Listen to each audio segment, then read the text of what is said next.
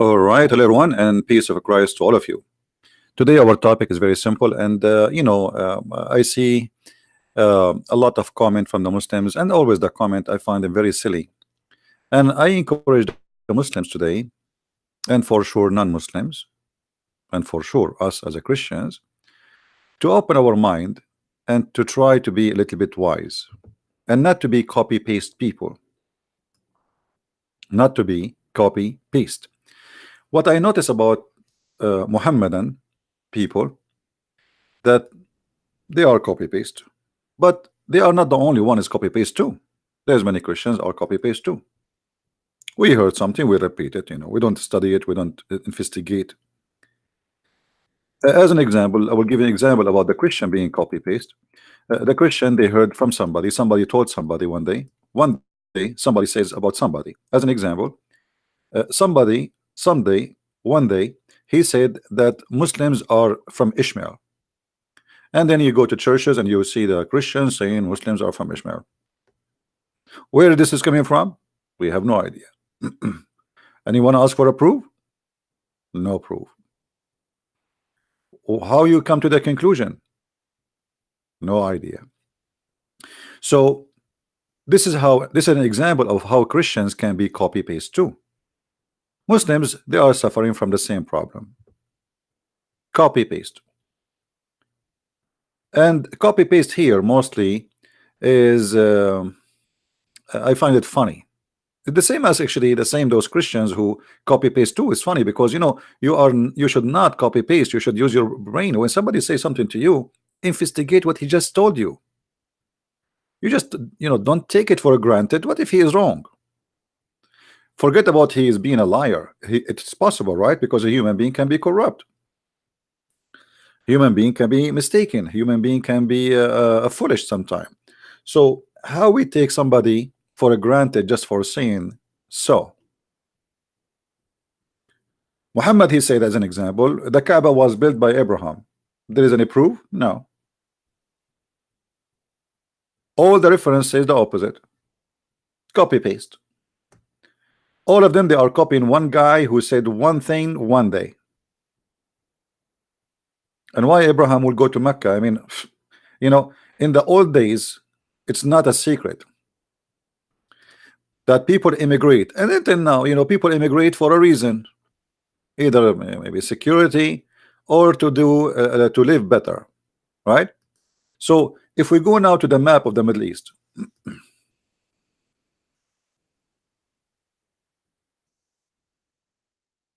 I will open it a second. So if we go to this map,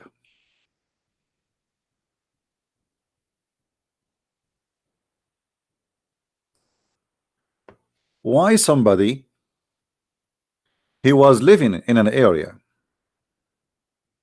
which in Iraq, which has two big rivers coming through the north of Iraq, and he will immigrate all the way to the middle of nowhere in an according to Muslim, actually nobody lived there too. Not only it was not a town, nobody there. I mean, it's empty. So why somebody and how somebody can risk and go from here? Let us highlight. Give me a second. From this area going all the way to Mecca. People goes where it is. There is reputation that it is a green and better. As you see, this is here. It's a pure desert. There's nothing. There's nothing. If I make now a landing on Mecca, the land of Mecca, using Google, if we zoom in and we make a landing, what we will find in this territory? I mean, what is there? Dead land. Nothing until now. Who in the world wanna go there? What I will do there? There's nothing. There's no greenery. I mean, it's a chain of crazy dead mountains. Rocky mountains, no grass, no trees, nothing. So why somebody wanna leave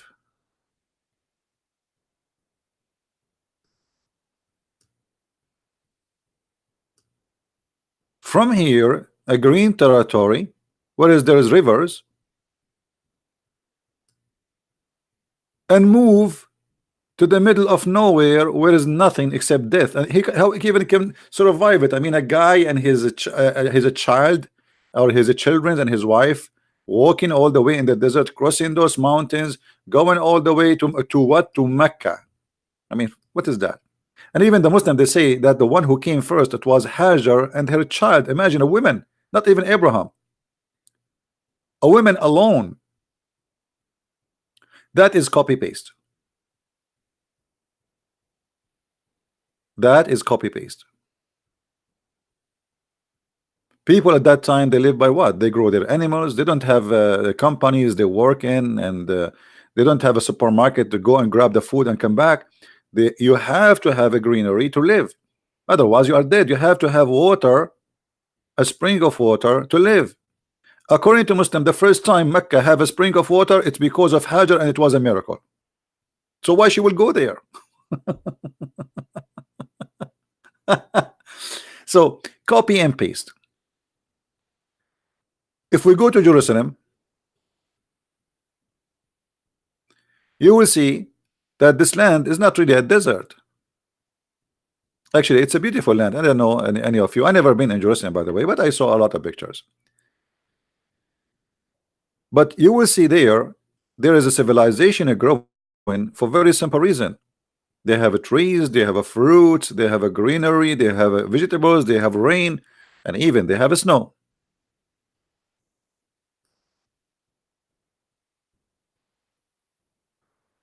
Let us try to land somewhere here to take an idea. I don't know if we can land here. This is mountains. We cannot land. There's nothing to land on. Let us see what we have here. Anyway, I think you get the idea. Maybe it is. Here we go.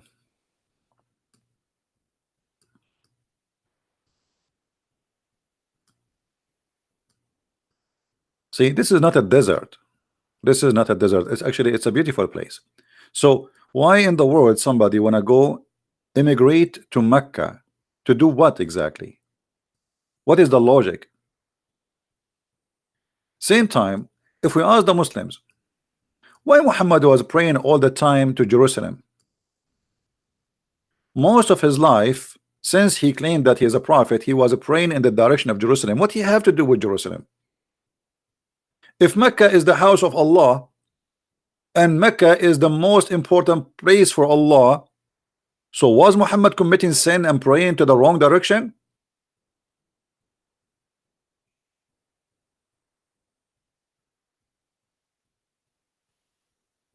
The answer is very simple.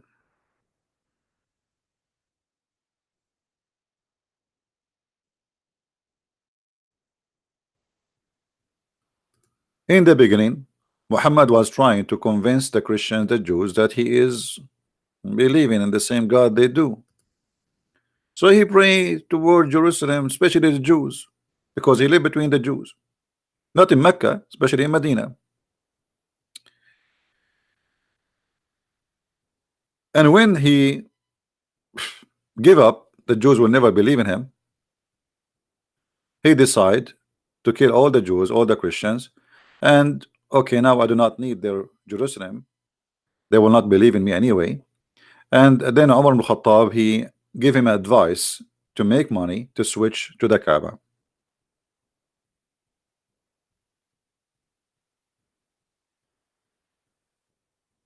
Uh,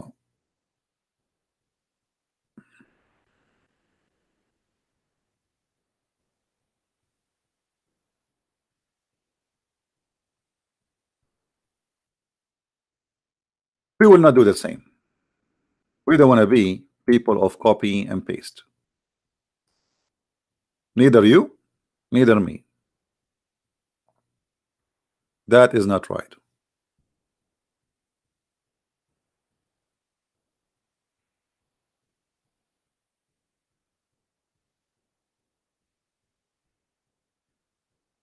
Always, you know, when we speak about a religion and you are from different religion, you come to me with your own idea and you try to refute me that your religion is better, and I understand that.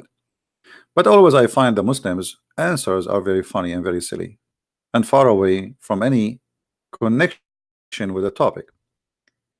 If we go and ask the Muslims, you Muslims believe in something called Tawheed. What is Tawheed? Tawheed. I mean, even the name is stupid because Tawheed means unification. Tawheed means unification. How your God is one and you believe in Tawheed? If he is one, because the second you use the word Tawheed, that's mean you are believing in a unification of something, unifying something. Simply, the word Tawheed is supposedly the God of Islam unifying all the gods of Quraysh, the gods of the Arab. They have many gods beside Allah. This is what the Quran is saying.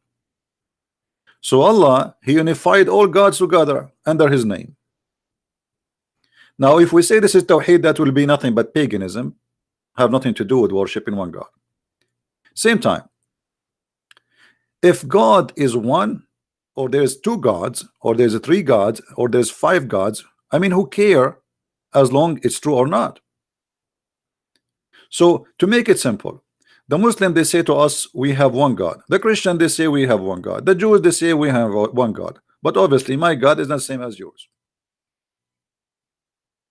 And we need to examine your God and see if he can fit to be a God or to be God. God, but he is a foolish God, that's cannot be God. Have you ever heard of a God? He's a fool. Allah is a fool. Allah says that the woman, she have a sperm coming from her ribs. Allah, he said the man have a sperm coming from his backbone. Allah, he claimed that the sperm transformed into a congealed blood. Allah, he claimed that the sun set in murky water. Allah, he don't even remember which one he created first, the trees or the stars. I mean, have you ever heard, okay, you have one God, but you have a foolish God. So I am really happy that you are saying to me I have one God who is a fool. So if I met with somebody and he says to me I believe in 1,000 God, and then he present to me books, and those books are really not, they are not stupid, how I can say, how I can answer him? The 1,000 gods he have, they are smart, wise. The one God you have is a fool. So having one God, having 10 gods, having 330 God, having 40 God is a silly thing, because simply it's about is true or not. It's not about how many they are. So the Muslim, he think he is proud. I believe in one God. I believe in one God. But you believe in one idiot God. Are you following with me, guys? Are we following?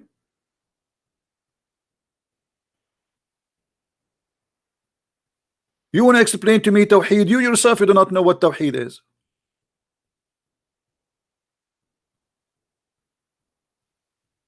As an example, Allahu Samad. They don't know even what the word Samad mean, because this is an Aramaic word. As-Samad is coming from Masmud, which means the collection. How he is one, but he is a collection. How Allah is one, but he is a collection. And the Muslims, everyone, he give you his own interpretation for the word, and every his own translation for the word. Let us show you.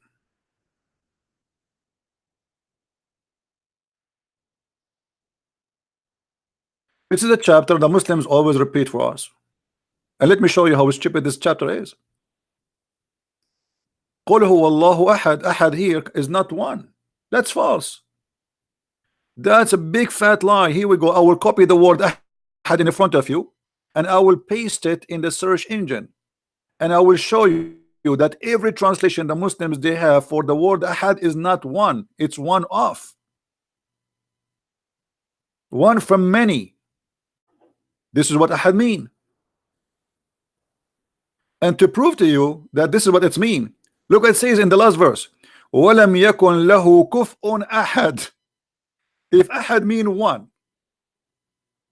how come in the same chapter it says none?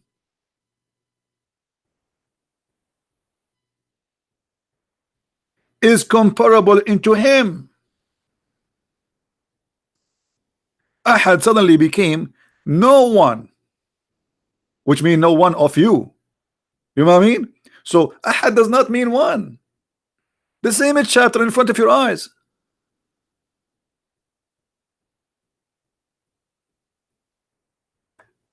The foolish Muhammad was copying the Bible. Oh, you Israel, your God is Echad. Echad is not one as number. Echad is one as a unity.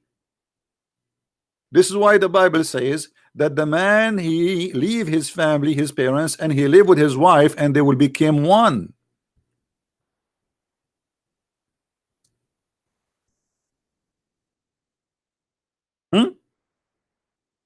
Muhammad here is a thief.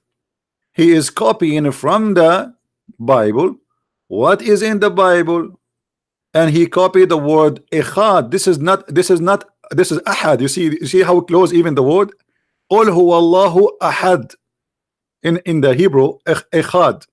It's the same word. Echad is a word to unify, not about numbers.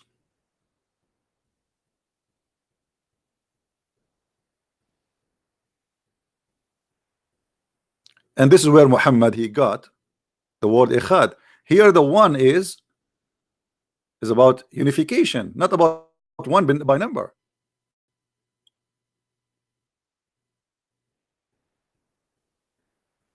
And we have tons of verses in the Bible speak about echad as unification. And I'll give you an example how the man and the wife they get married, and you know they became echad.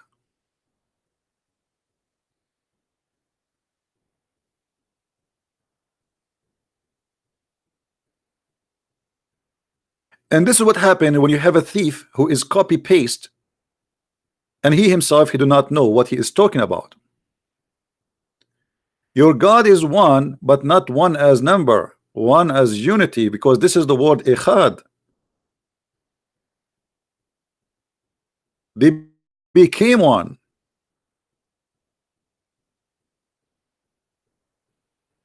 If you go to Genesis 2:24,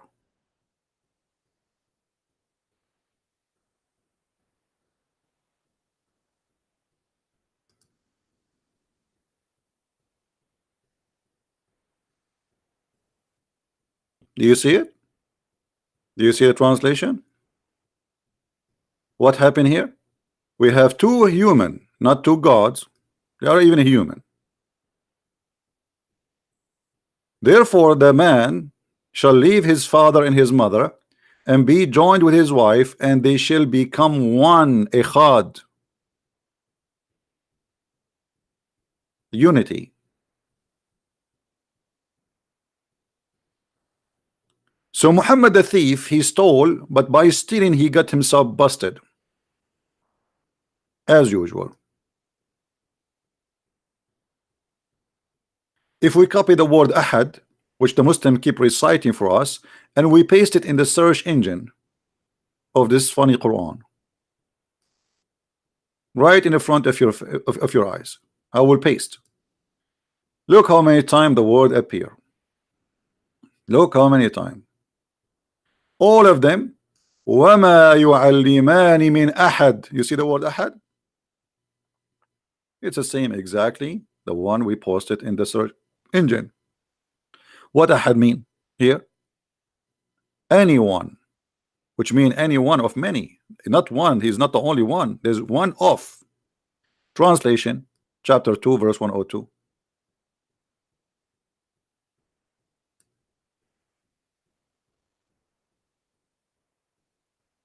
It says here, and they don't teach anyone.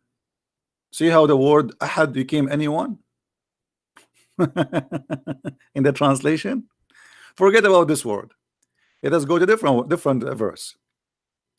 Chapter 2, verse number 136. وما نفرق لا نفرق بين أحد. أحد, you see it? We don't differentiate between any of. Chapter 2, verse 136.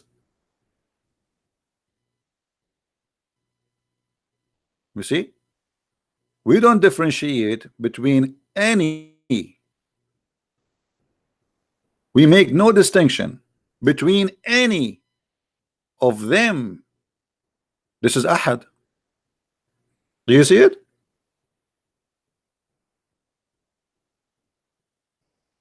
And we can go all over the Quran non-stop, and you will see that the word come always in such a way. Chapter 2, verse number 285. Ahad.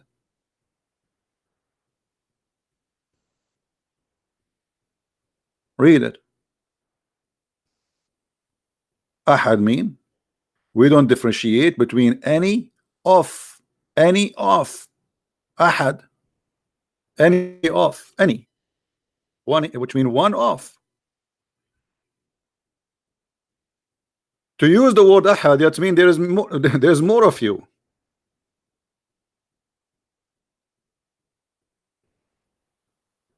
Or you take it as in the Hebrew where it is echad, which means unity.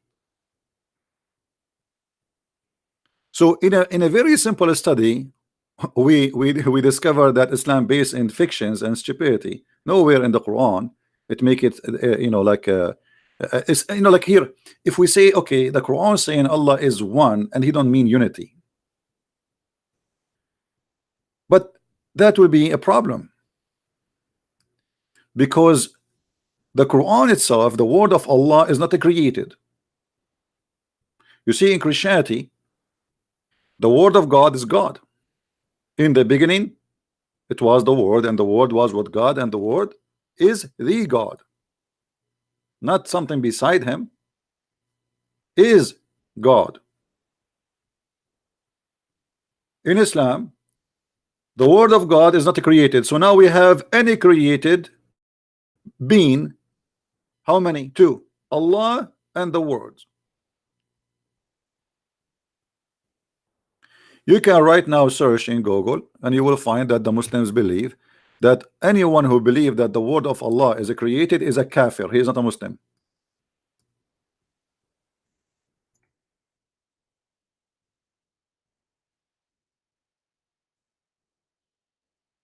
Allah words not created. Do you see it? The Quran is the word of Allah. Maybe may he be exalted, is not created. So now we have none created Allah and none created the word of who? I mean, look how funny this cult is. You say that Quran or the word of God is the word of Allah, but yet is not created by Allah. So it's created by who? You know what I mean?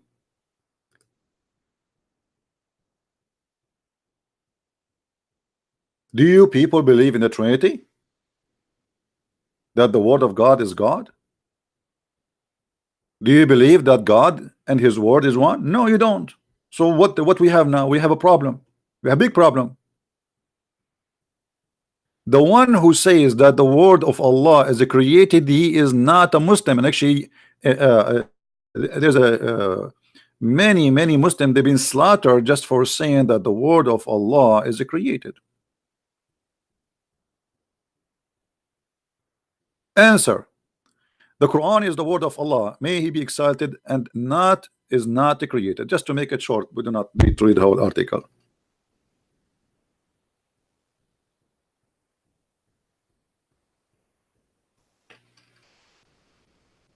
So now we have two divine. Is the word of Allah is holy? They say yes. Is Allah is holy? They say yes. So now we have two holy which are any created. Foolishness. Either you believe in one God and you know, in the way you reject the unification, or let us say, you know, you reject any idea of, okay, yes, God is he is a physical being, because remember, in Islam, God is not spirit. God in Islam is not a spirit. Remember that. While in the Bible it says clearly that God in the Bible is a spirit. In the Old Testament and the New Testament, there's no different. God is a spirit.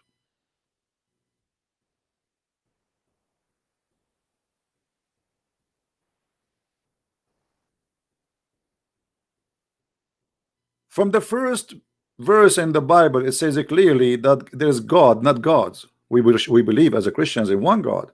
It's a lie to say we worship three gods. That's a big fat lie. Even the silly Quran confirmed that the Christians believe in one God. But Muhammad, because he is confused, he do not even know what Christianity is about.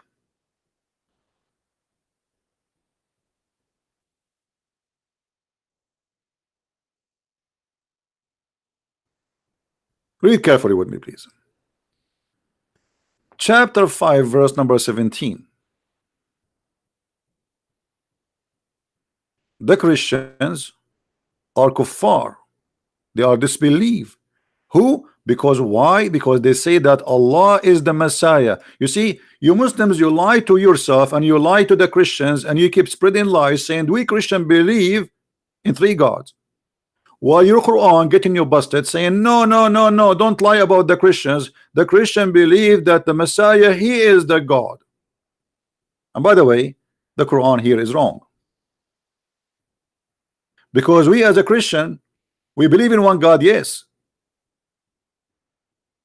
but we believe in God the Father, God the Son, God the Holy Spirit, one God. We don't say that the Messiah is the Father. So here Muhammad, he got it wrong again. When somebody says to me, how that can be, God is one but yet he is three in the same time. Well, you say to me, I want to drink. You drink, you bring me what? You bring me water. Water is one, but the fact is three. H2O. Is that correct? Even the source of life is based on number three, the water. Even the Quran says, وَجَعَلْنَا مِنَ الْمَاءِ كُلَّ شَيْءٍ حَيٍّ. We made it from the water every living thing.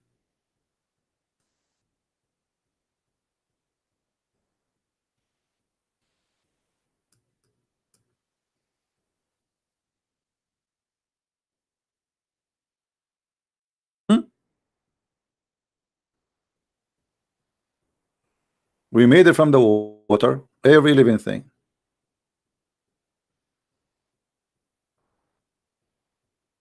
So what we will do now?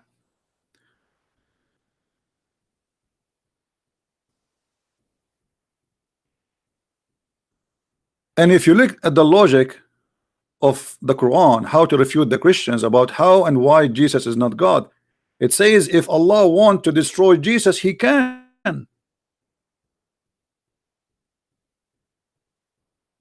Yeah, I can say the same too. I mean, talk is cheap, isn't it, guys? Are we listening, people? Talk is cheap. I can say now, if I want to destroy the moon, I can. I can look at the moon and can destroy it. Talk is cheap.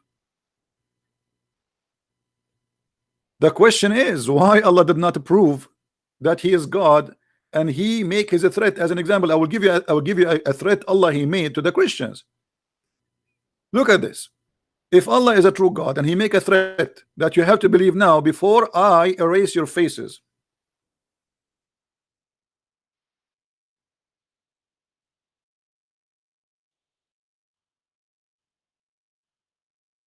Thank you for those who are supporting us, and I know you do not need our thanks. يا أيها الذين أوتوا الكتاب آمنوا بما نزلنا إلى مصدقا لما معكم. Chapter 4 verse number 47. What this verse is about? It is one of the most funny stupid verses in the Quran, proving Islam to be false. Why? Because Allah He threat the Christians to believe in Muhammad, otherwise He will erase the details of our faces. And trust me, I have all the details there. and not a single Christian he lost his details.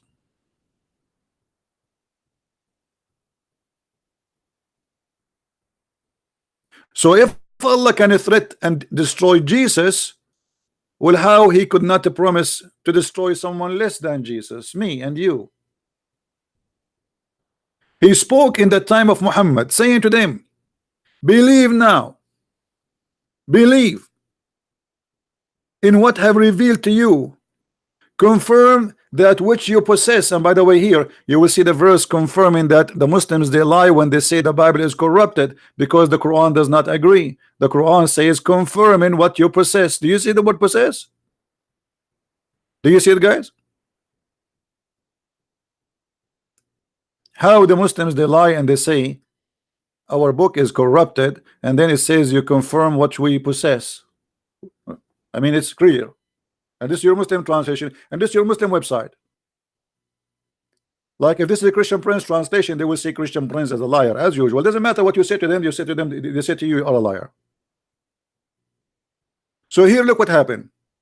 Allah, he made a promise, if you don't believe in Muhammad now, we will do to you the same as we did to the Jews, and we cursed them and we made them pigs and monkeys.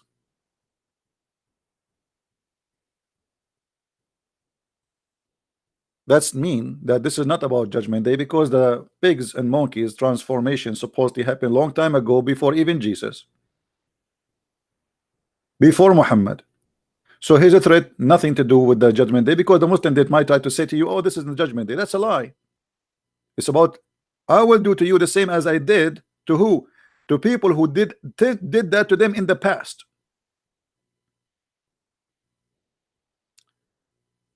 And here again, one of the funny things about Allah, that he cursed the Jews for breaking Sabbath, and he made them pigs and monkeys. And I find this is hilarious, and I will tell you why.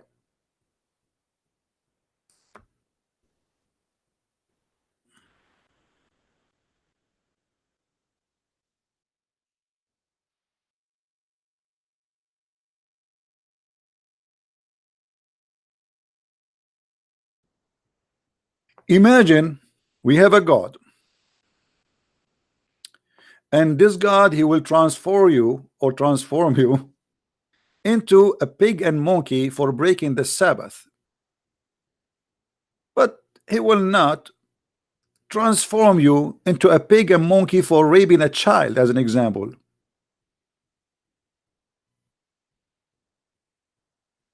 I mean, don't you see something stupid there? Why those people, even the story there, proving to us that Islam is nothing but a fiction, stupid stories, foolishness. This is why I made the video today. The topic is the Trinity of wisdom versus Allah foolishness. Ask them, Muhammad. Ask them.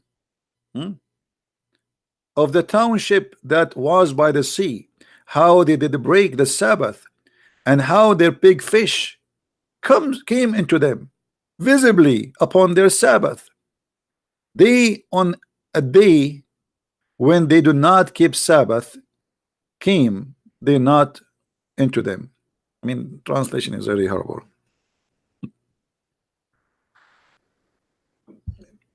I will translate it to you. Actually, you know what? I'm not going to translate it. Hold on. I will open the interpretation of the Abdul, so they will not say he's making things up. Fair? Chapter 7, 163. Alhamdulillah. Alhamdulillah, brother. We have, Alhamdulillah, brother, we have a good religion. Brother, our religion, brother, is a very smart religion. Yeah, we will see that in a second.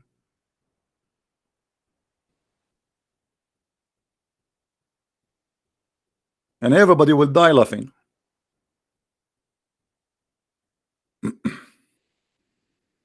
Please don't die on me.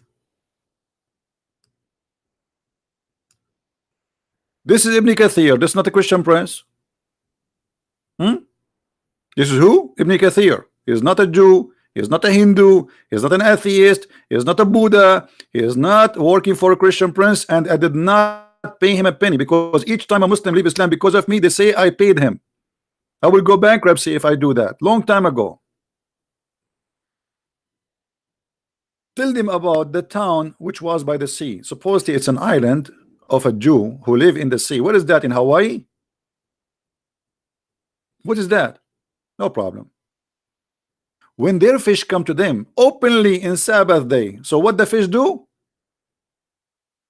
Visible in the top of the water. So the fish every Saturday, they are fishermen. They live from fishing. The fish, they come and they play ballet. We are here. You cannot fish us. Today is Saturday. Ta la la la la la la la. And who is the one making the fish come only in Saturday? Allah. And it did not come to them on the day had no Sabbath. Look at this game. So those poor Jews, they have fish only in Saturday. And their fish does not come to them in any other day.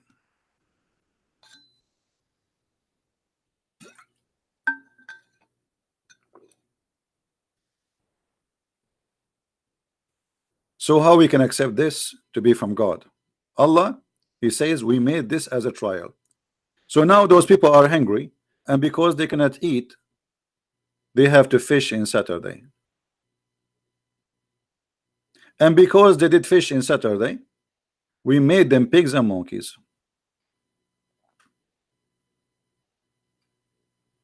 How silly, how stupid.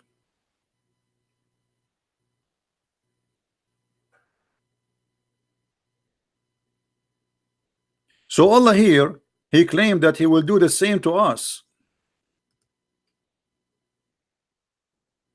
In chapter 4 verse number 47.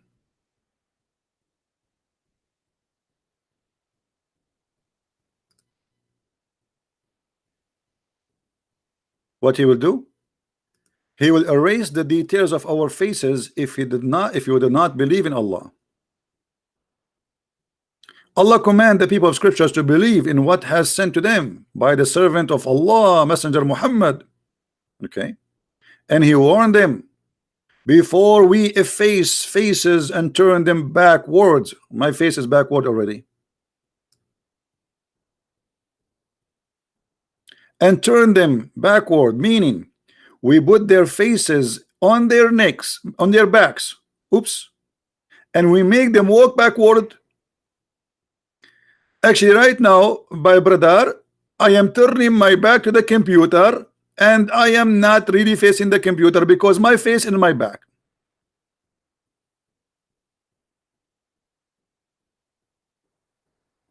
So if Allah is God and he can destroy Jesus as he said in the other verse, why he did not keep his promise and destroy the Christians? And he did, you know, just at least one, just one.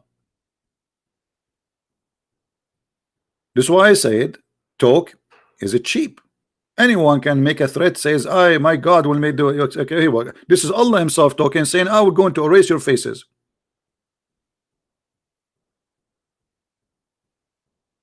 And not only that, and verily we have to put in their necks iron collars, reach into chains, so their heads are raised up, and we have put barrier before them.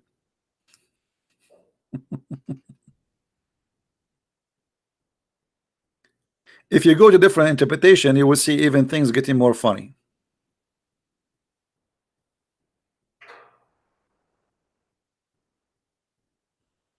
How this can be from God? You tell me.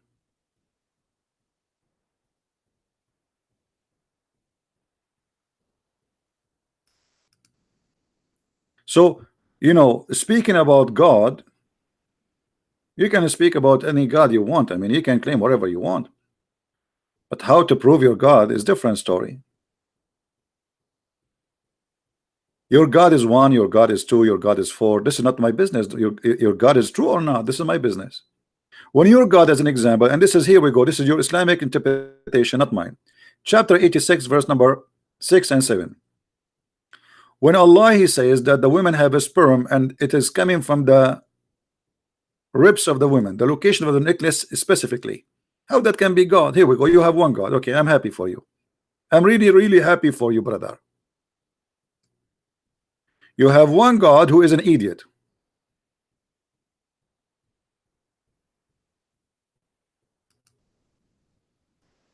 Is that what you are telling me?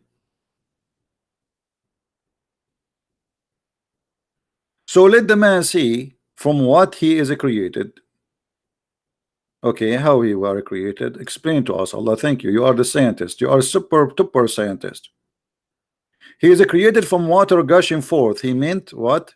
The sperm, sexual fluid that's come bursting forth from the man and the women. See, Muhammad is expert and his God is expert in sexual form of liquids. It's a gusting forth liquid. It's a sexual fluid. As you see, that's not my word. Come from who? From the man and the women, those that will make the baby. What is the gusting? What is the gushing fluid, sexual fluid? Come from the women will make the baby. Read carefully. Thus the child proceeded from both of them. Remember, the egg of the women is not a liquid, and liquid is a billions of articles or items. You know, it's not just one thing. The egg is an egg. The woman, she have one egg. She's not a fish. If you, Allah, think that the woman, she is a fish and she lay down like 2 million, 3 million eggs in a liquid, that would be funny. Then he explained where the sperm is coming from, proceeding from the backbone of the man. Yes, backbone. Yeah, true. Scientists prove that the backbone is where the sperm is coming from. Meaning the backbone of the man and the ribs of the women. Absolutely, brother. Absolutely. And now the Muslims, to cover the shame, they start saying, no, what is meant here, you know, like they come with tons of fabrication to cover this stupidity.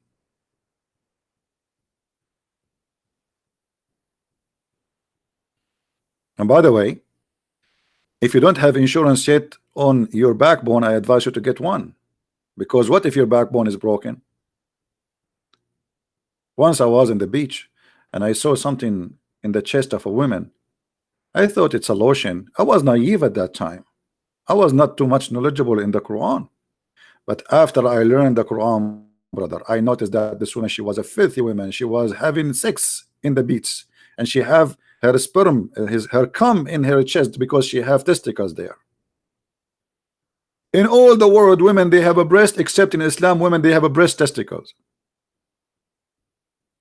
So your God is one, but your God is dummy and he's foolish.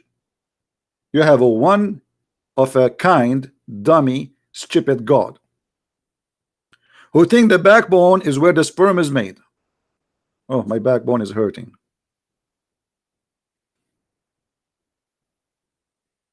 So you give me a headache 24 hours, 7 days a week about my God is one. I worship one God only, brother. But your God is crazy God.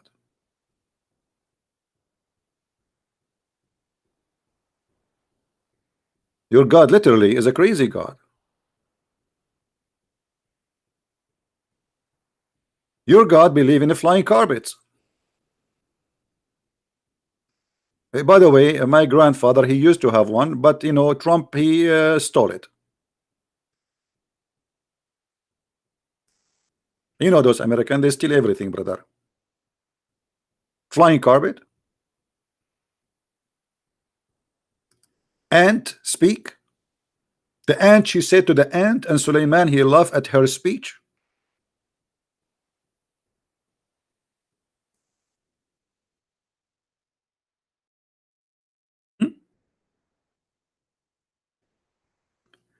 As I know, ants are deaf and mute. The only way for them to communicate is vibration or chemical. They don't talk. And vibration here, they don't vibrate in the ground. They vibrate on the body of each other.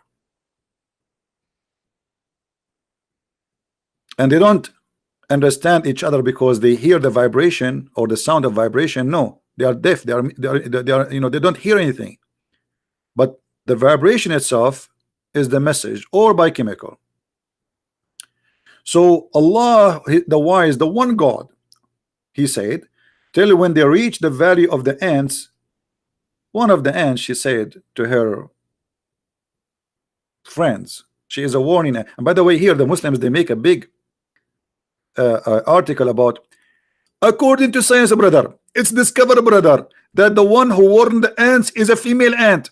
And brother, in Arabic, in the Quran, it says namla, and namla is a female ant. You idiot. In Arabic, any singular ant, we call it namla.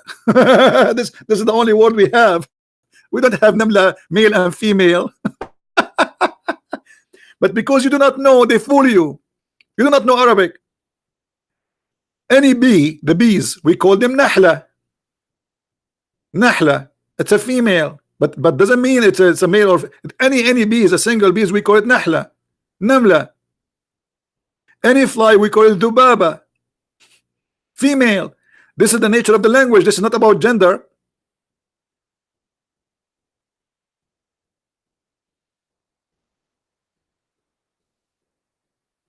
But because you don't speak Arabic, the fabrication is ready. They say, how the Quran knows that this is a female ant, brother? Brother, we told you why. Because in Arabic, the namla is always a female word for all kind of ants. Any singular ant, we call it namla. Any singular bees, we call it nahla. Any singular fly, we call it dhubaba. The T at the end is added as a female for all those insects. But I have a question for you in the same time. How this ant, she knew the name of Suleiman?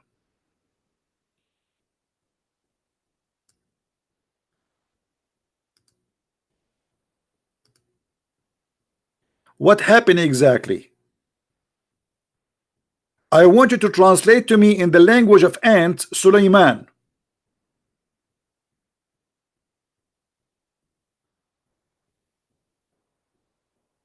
As long ants are mute and deaf, how she said to them the word Suleiman? How she said that to them?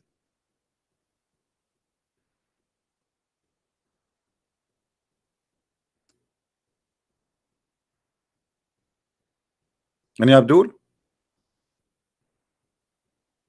I'm serious. I want to know how she said the word Suleiman.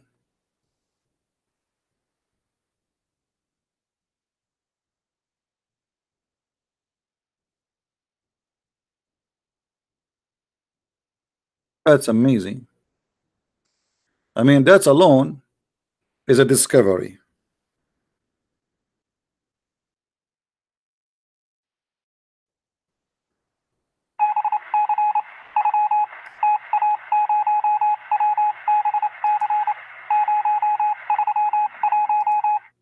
Is that how?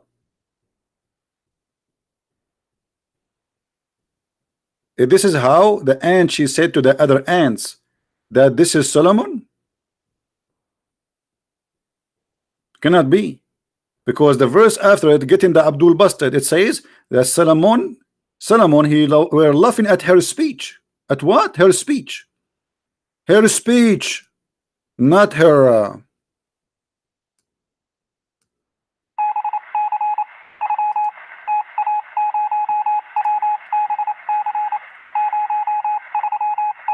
Brother,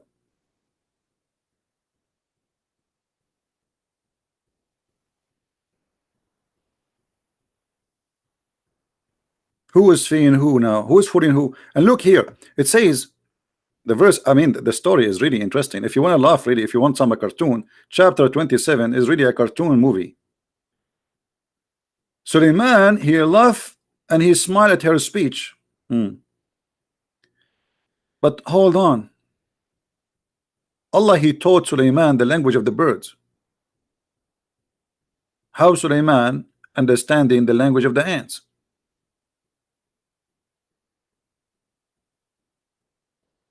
Just a verse before it, it says that Allah, he taught us the language of the birds. Maybe Allah, he think that the birds are ants too. So look what happened. Allah, he taught Sulaiman the language of the birds. He sent him to school to study birds.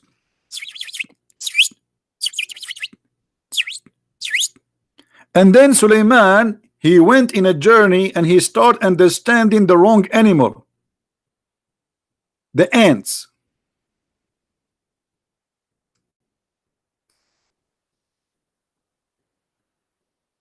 What's happening here?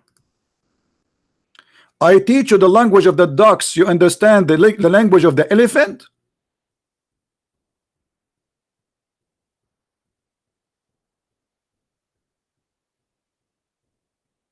I feel like I want to convert.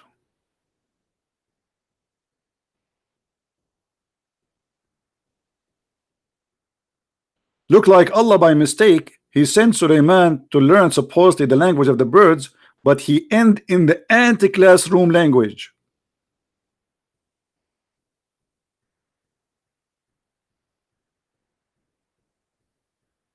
Here we go, you have one God, but he is a silly stupid God. Are you happy? And Sulaiman, brother, he said, brother, thank you Allah, thank you for teaching me Allah the language of the birds, thank you very much. But you did not understand the language of the birds. You're, hold on, later he will speak to the bird. Hold on, a verse after it. Chapter 20, Sulaiman is a king, by the way, who have an army. Anyone remember his army contain what? You have one God, right? Look at this God. Anyone remember the army of Sulaiman contain what? How many brigades? 3 brigades. Who remember?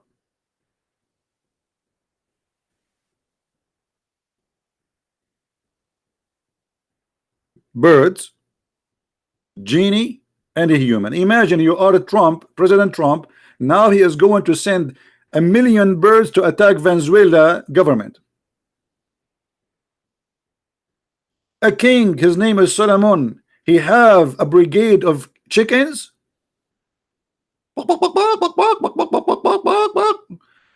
This is General Chicken was saying that I am going to meet the King Solomon right now.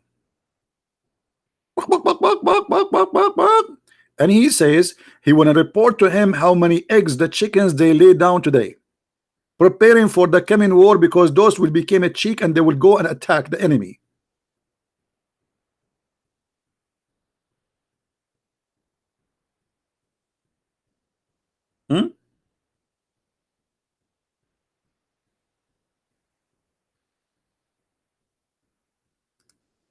Somebody's asking where we can find that he have an army of jinn and chickens. And here we go, it's in front of you. Chapter 27, verse number 17, same chapter. You have one God? You have one God. Now, this is your God, the one God you are talking about. You have telling us a story. What the difference between this and the Lord of the Ring? An army of a genie. What is that?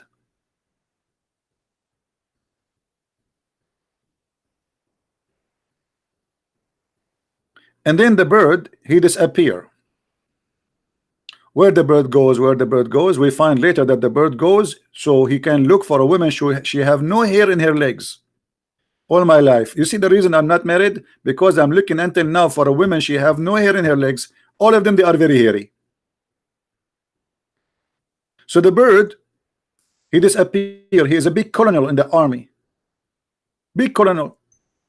Let me introduce you to the colonel of Allah. The colonel which are hired by Allah. Those are, they are servant of Allah anyway. You know.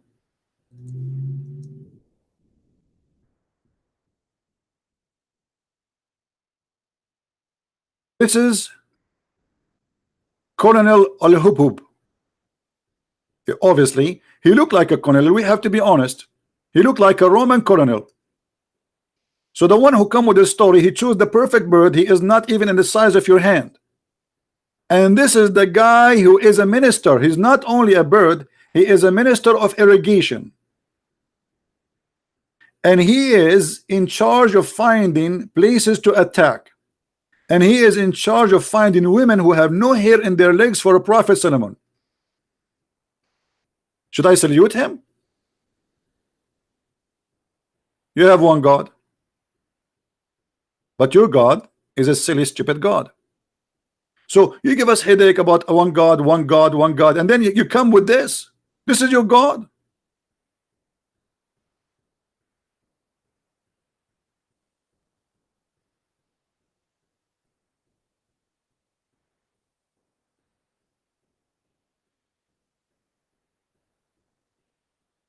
I'm really, really convinced now. That's it. Your God is the true God. Must be. And look, he's looking at me, by the way. I don't know why he's doing that. Do you think he's going to attack me with his beak?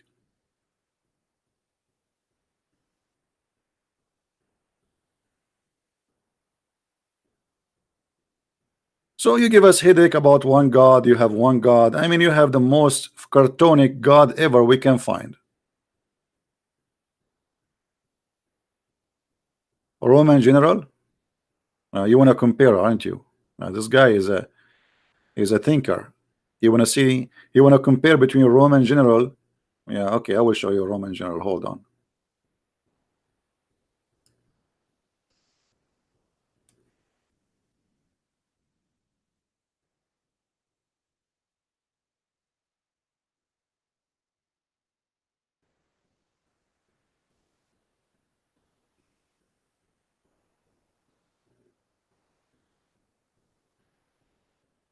See, I told you they look the same.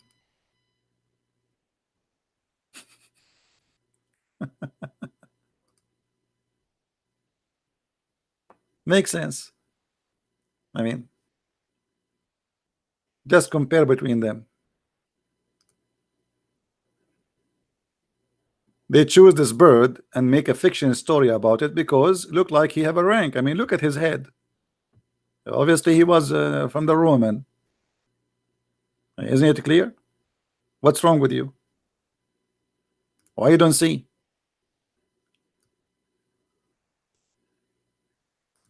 Why you don't see? Why? Why you are blind? Why? You Christians, Jewish, Hindus, Buddhas, atheists. What's wrong with you?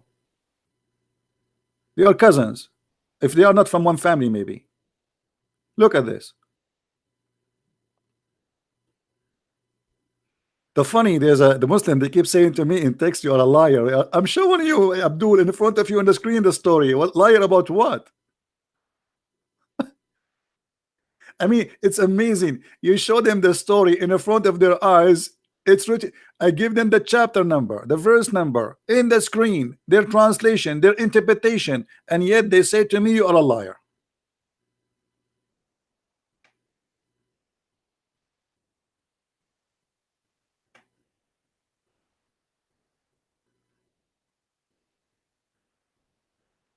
Muslims, do you know how many Muslims leave Islam because of my videos? You yourself, you will leave Islam.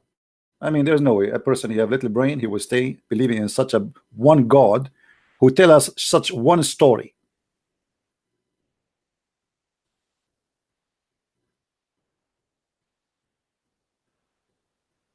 Hmm?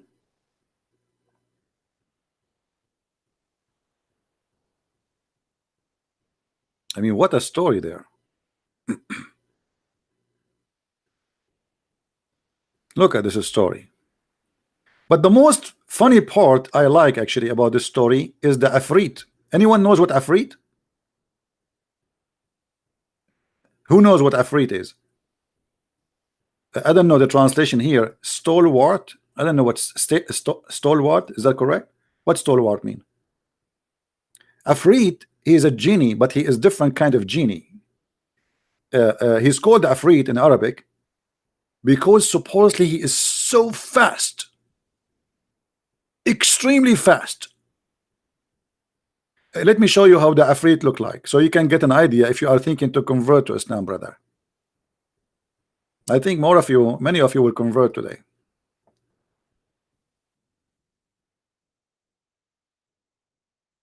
Afrit. Here we go. Let me introduce to you Mr. Afrit. This is how in Islamic movies they picture Afrit. This is how he look like. He's bald. He have like weird look, you know. This is Afrit. He's big. I don't know if you saw like a movie like Aladdin where he have what they call it, uh, the candle. So he wipe the candle from the dust, and then Afrit come from the genie. You call it genie in the bar, right? This is the Afrit. The story of the Afrit is coming from there. But this Afrit have something special about him. He is so fast, extremely fast, not like the one you see in the Hori Butar story. You know, this is very, very fast Afrit, extremely fast. This is why you see here in the verse in the Quran, the Afrit, he said to him, if you want, I can go and bring you her throne, because the bird, he described how big her throne is.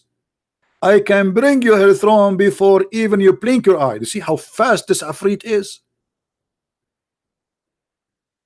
brothers and sisters. I advise you all to convert to Islam right now. Only Allah, he tells us stories about the Afrit. Let me see if I can find you a better picture of the Afrit. Hold on.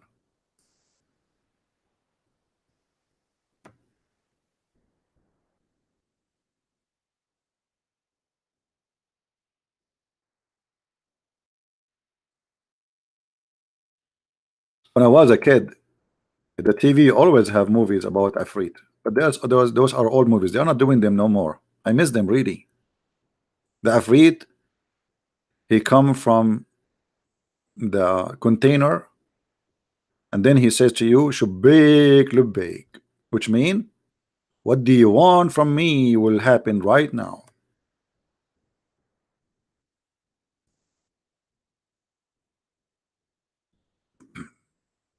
Yeah, this is like cartoon about it. Here we go. Like there's many cartoons, but this is exactly what the Afrit he present. Let us show you in the screen. Hold on.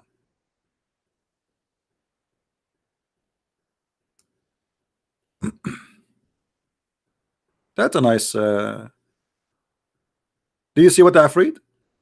I mean, how in the world you believe that this is God and God is telling you this? Your God, he believe in the Afrit coming from from the ball, and he is in control by Suleiman. This is the Afrit.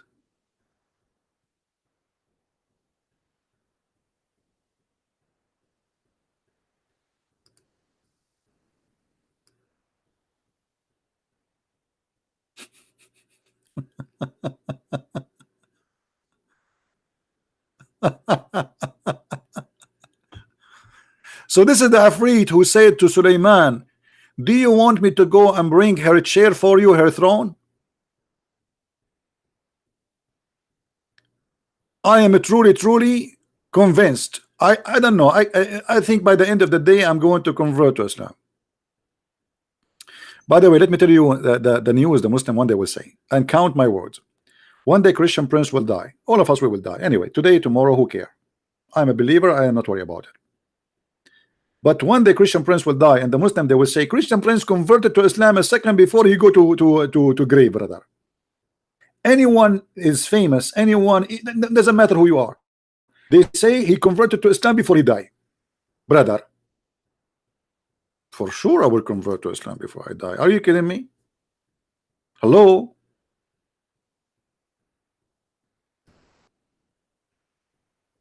I want to have a Afrit. I want to have a Afrit. You know, here I have a complaint to Allah. I mean, why you don't provide every citizen with Afrit? You put him in the ball, you wipe the ball, and then he come out, he says, what do you want? You say, go to him, go and get me a grocery for free. I mean, why you go to work, and why people, they just, you know, build for me a house. Who is the one who built for Suleiman his palaces? Anyone remember? Who knows? Who is the one who built to Suleiman his palaces?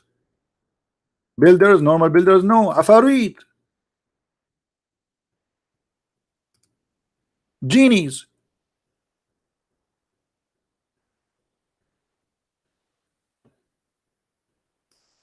And into Suleiman, chapter 34, verse number 12. And into Suleiman we give the wind, therefore morning course. Here we go. This is the flying carpet, by the way. By the way, flying carpet is true. Me myself, I used to ride it, but I told you Trump, he took it. All of us, we are Middle Eastern, we have a flying carpet.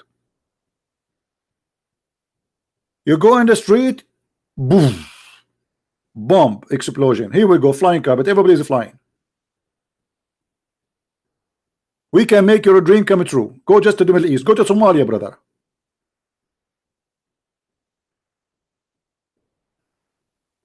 So we give Suleiman the control of the wind. What does that mean? You go to the interpretation. It says that he have a flying carpet. We can show it if the Muslim want me to show. Wherefore the morning course was a month journey. By the morning, look how fast the carpet is. I mean, why you don't want to believe in Islam? What's wrong with you? He would go, we have one God who believe in the flying carpet. You stupid idiot. How dare you to reject this religion? We are the only religion, brother, who believe in the flying carpet.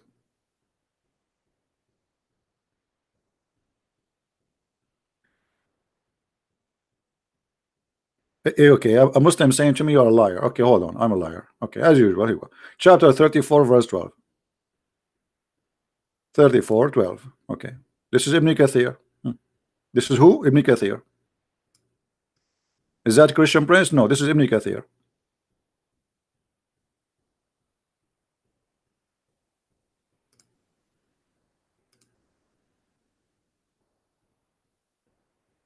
Read with me, brother.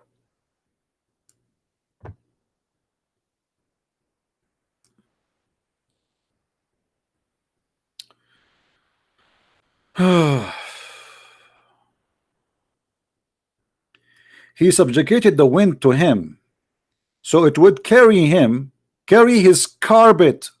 Guys, does it say carpet or I'm making things up? Is the text clear or it's small? Let me zoom in. Let me zoom in. Does it say carpet? And by the way, the Islamic translation for Ibn Kathir in English is big fat lie. They try to make it look nicer. If we go in Arabic, it's going to be more hilarious. 600,000 chairs in the top of the carpet. His equipment, camels, horses, donkeys, soldiers, tents. The whole country is a flying on top of the. It's not a flying carpet for Suleiman only. If you think this is a flying carpet of one guy, you are wrong. The whole nation is flying in the top of the carpet.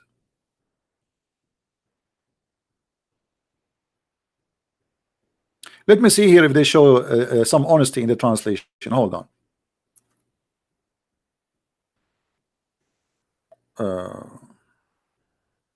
See, it's gone.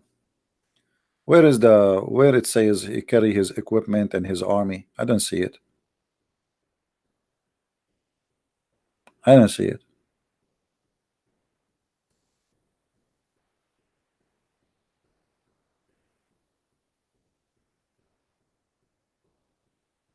No. It just says here, may peace be upon both. He subjugated the wind to him, so that he carry his carpet, would carry his carpet one way for a month, then back the next month. Al-Hasan al-Basri said, he set out from Damascus, in the meaning landed, and he ate a meal, and he flew from Ishtikar, and he spent the night in Kabi. I mean, this guy is going like Tokyo. He's mentioning to you all towns. Okay, he have a breakfast in Tokyo, and he have a lunch in Washington D.C., and then he got his snack in Jordan. All right. Yeah, but I don't know where it is. It doesn't say anything about where is his equipment and army. It's gone. I don't see it. I know, actually, I saw it in the same website before. I mean, how is it's appear? They do like they changed it. How they took it off? So we will not love.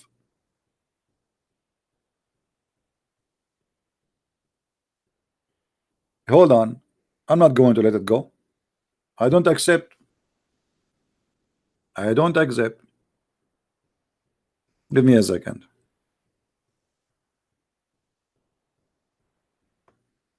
We are here to expose deceptions and lies. You cannot fool us, and you hide it, you liar. Same on you. Okay, 34, 12.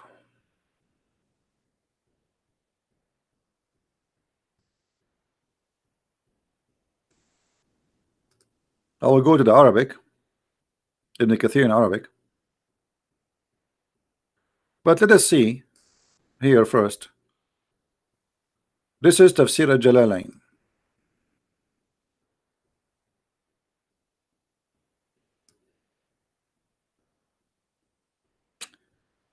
And we dispose for Sulaiman the wind. Okay, the new journey, blah blah blah blah. Okay. Mhm. Nothing here. Hold on. See, they lie. No problem. No problem. Ibn Abbas. Okay. Journey. Okay. No, it's still not here. Let's go to the Arabic Ibn Kathir. The same verse, Ibn Kathir in Arabic.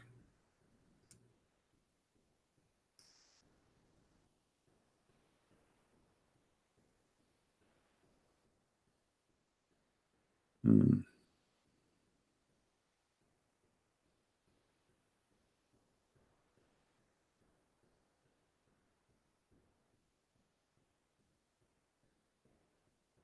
Okay.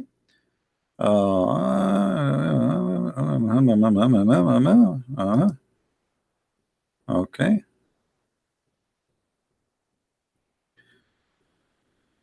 Let us see.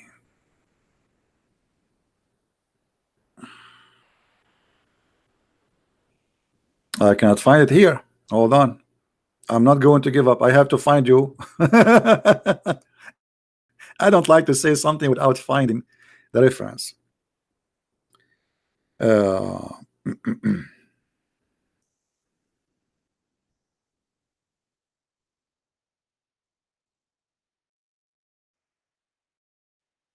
me see if I can find it in English first. Hold on.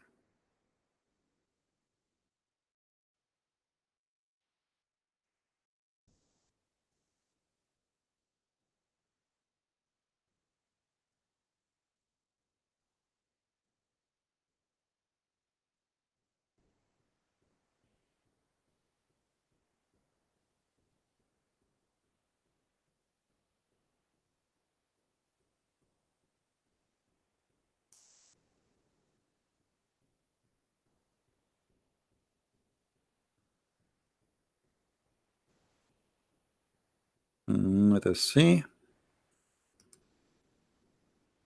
Here we go. Here we go. You see, I don't like to mention something without proof. Ibn Kathir. Ibn Kathir. Do you see it, guys? You see Ibn Kathir? We don't lie. This is Ibn Kathir. Okay. Let us see what it says.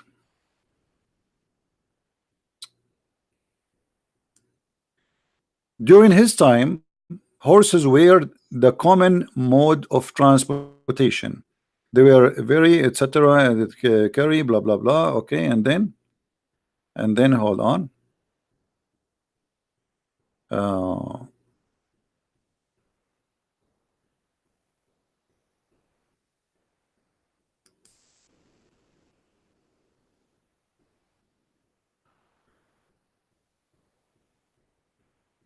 and here the story of the ant.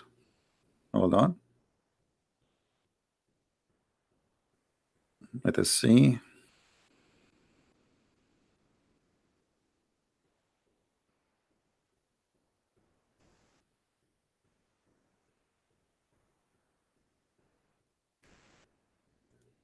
Let us look for the carpet.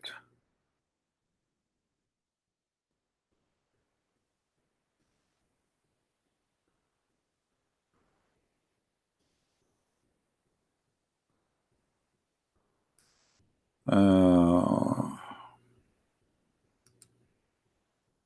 I have a video, by the way, about it. They try to delete, but they cannot. I have it already recorded in their screen, their website.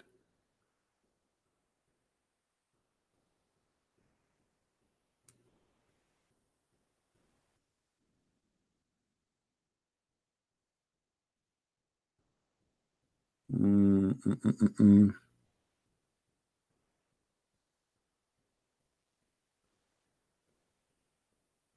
Anyway, I will post the link for you guys. You tell me if you find it in that link.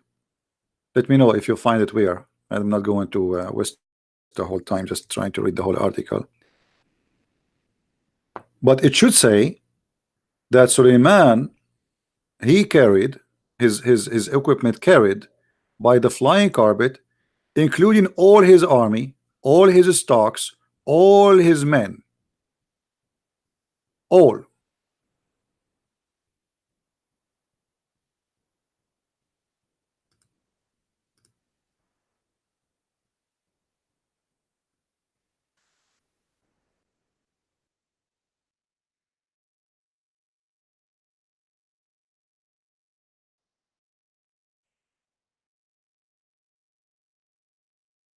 All right, let us see.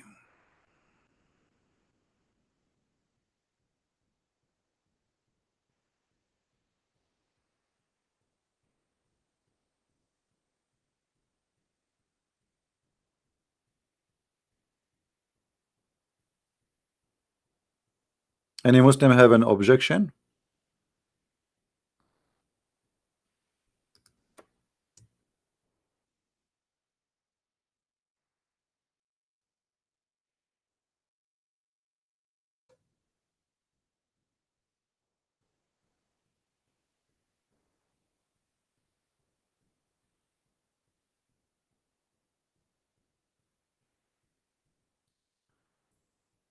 Uh,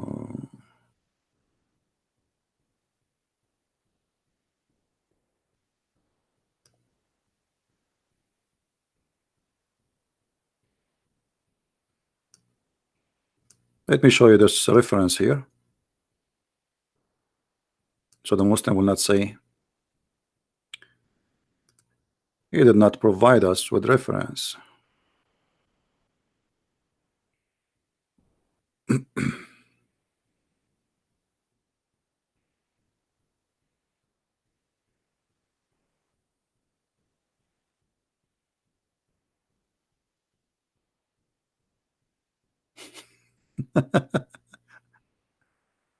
You should see what I'm reading. Uh,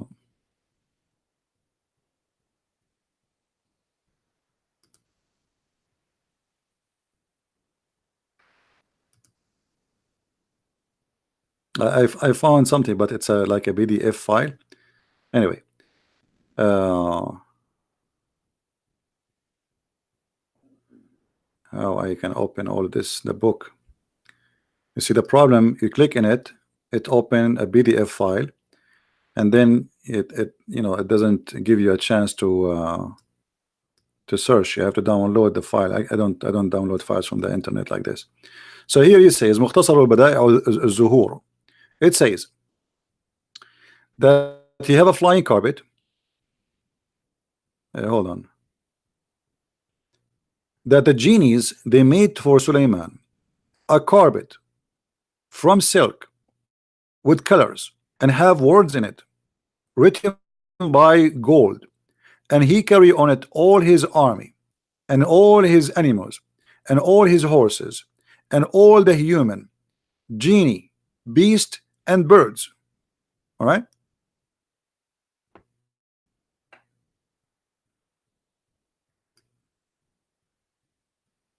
So to make it simple, your God is one God. I cannot say anything anymore. But your God is the most silly God ever.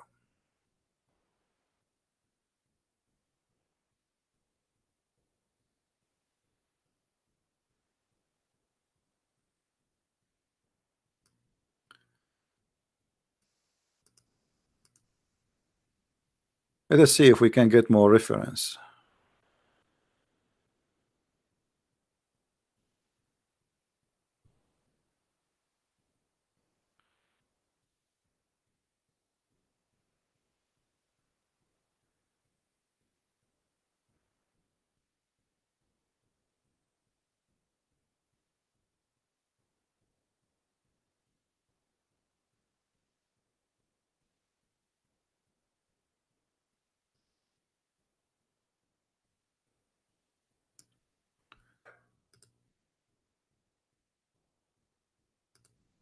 Let us go here. This is the problem when you speak to people who don't speak Arabic. Then you have to prove everything you say in English. You know.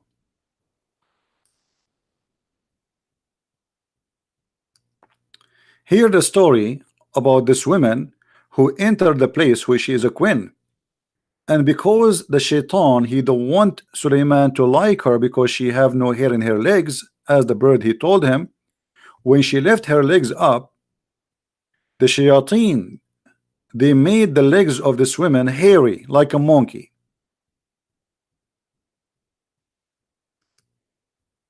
Is that true, Muslims? Chapter 27, verse number 44.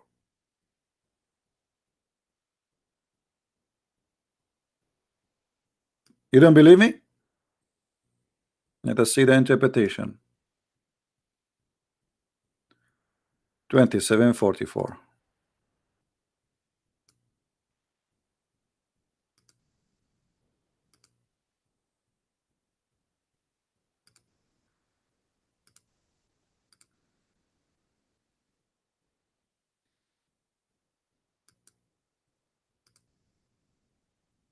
We go to English.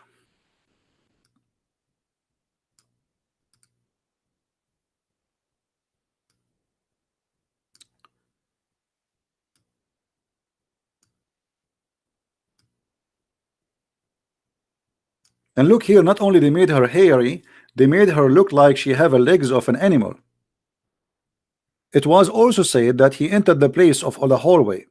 This was a transparent white glass floor, underneath which flowed sweet water and contained fish. Solomon had it made when he was told that her legs and feet resembled the shank of a mule. And when he saw it, she supposed, which means he made her she think this is a pool, so she have to walk in the water, but the fact it's not really a pool. So she have to lift up her skirt because he want to see her legs. So supposed to be a pool of water. So she breathed her legs to wade through. Meanwhile, her legs feet were in fact fair. He said to her, it is a hallway paved smooth with the crystal, etc., etc., etc. And then she said, my lord, I have wronged myself by worshiping the other, etc., etc., etc. Different interpretation.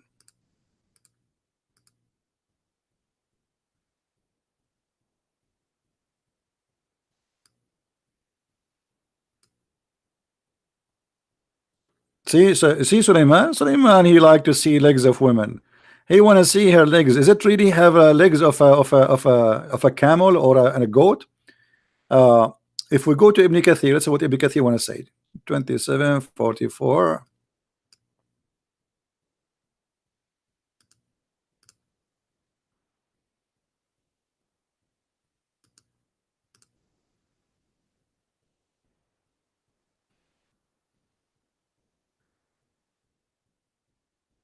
All right, this is Ibn Kathir. So when she entered the place, but when she saw it, she thought it was a pool of water. So she tucked up her clothes and covering her legs. Suleiman had commanded the shaitan to build for her huge place of a glass beneath which water was flowing. Anyone who did not know the nature of the building would think it was water. See the trick? See the trick? So Suleiman, he made her think that she is going to walk in the water, but the fact it was a glass and the water is underneath and there's fish. But in fact, it was a layer of glasses between a person walking in the water. And then didn't show the rest. Yeah, most is gone.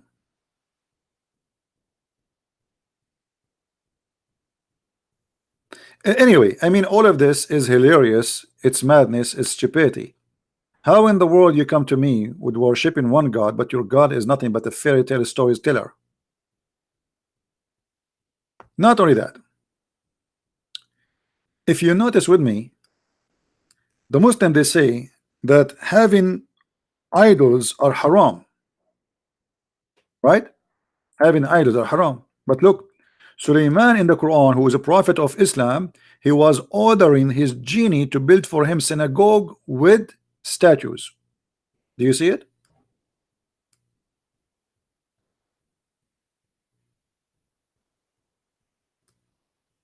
Chapter 34, verse number 13.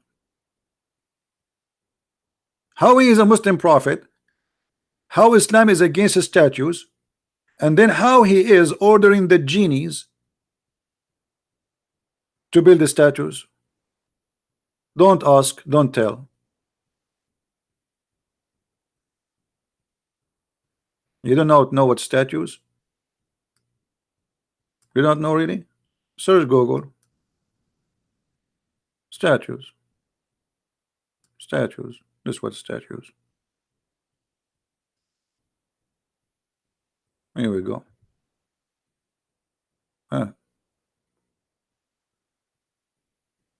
Statues.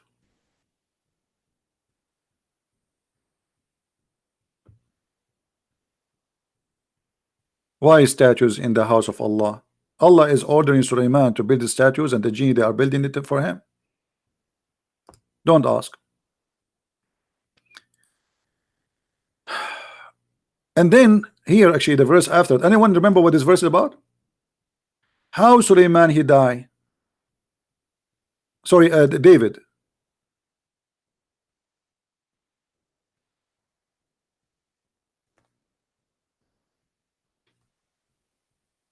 The death of Sulaiman and the death of David. Sulaiman, when he died, because he's a king, he's in charge. Allah will not make those who hate him know that he died. So what he did? Sulaiman, he died holding a stick in his hand.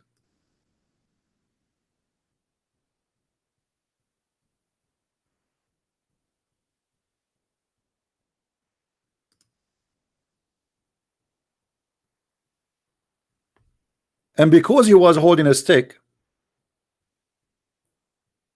he died standing, and nobody noticed that he is dead.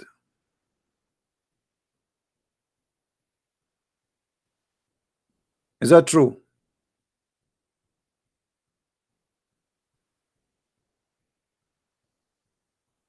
Muslims, is that true? I am going to die standing, and I will open my camera live in YouTube for the coming century, and nobody will notice that I am dead. And how they notice that he is dead? Anyone remember? How they notice that he is dead?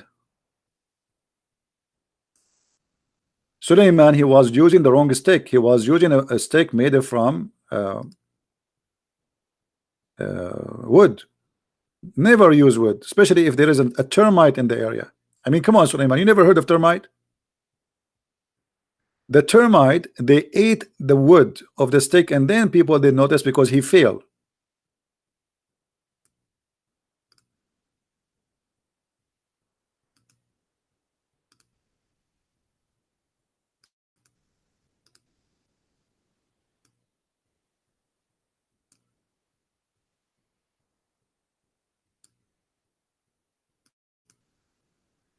Tafsir Ibn Abbas, chapter 34, verse number 14. For Solomon died and remained standing. That's normal. For a year. For how what? For how long he died standing?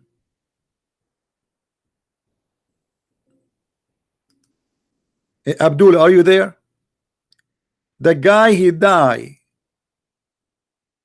and he is dead standing for a year. A year.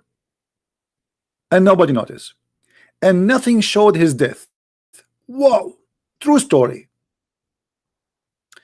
The death of Solomon to them saved creeping creatures of the earth. A wood worm which went away his staff. Solomon, brother, I told you, buy treated wood with chemical. They will not eat it, brother. I mean, why, Solomon, you do that? If that piece of wood is not a wood, or it is a special kind of wood, treated by chemical. Now until now Solomon will be standing.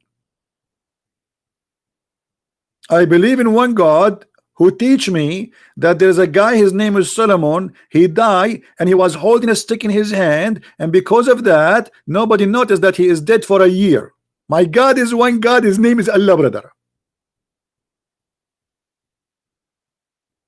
And then the termite, the worms, the woodworm, they start eating his stick, and then he fell. And when he fell to the ground, the jinn so clearly had how, which means now they knew that he is dead. The jinn and the human being so clearly that they do not know the unseen. Supposedly Allah now he know. I mean, look at this story. So and what is the wisdom of this? Allah, he made Sulaiman die in the stick for a year, so they will not know and they will not go rebellion. Okay, why Allah don't make him live a year longer? Oh boy. Somebody saying to me, do you dare to debate with Zakir Naik? My friend, the question is, do he dare? Do you dare? What is your scars? You know, we have our Skypes open 24 hours, 7 days a week when we go live on air. And where are they? And I made, by the way, I changed this dummy Zakir Naik. He said, I don't know if this is assistant, but this is Facebook.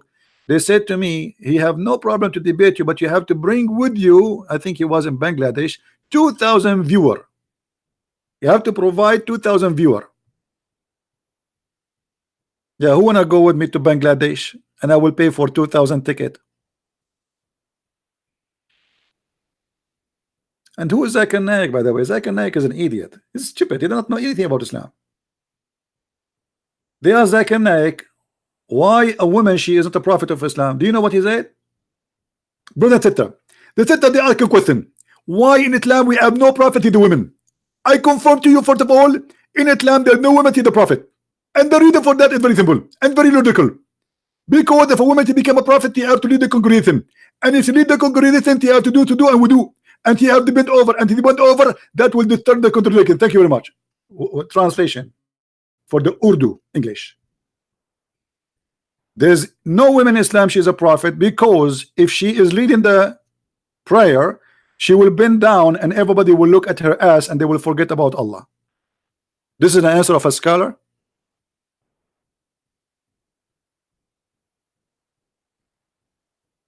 They asked Zakir about the word hur. A woman, she asked him, why in Islam the woman, she will not have 70 virgin as Muhammad promised the men?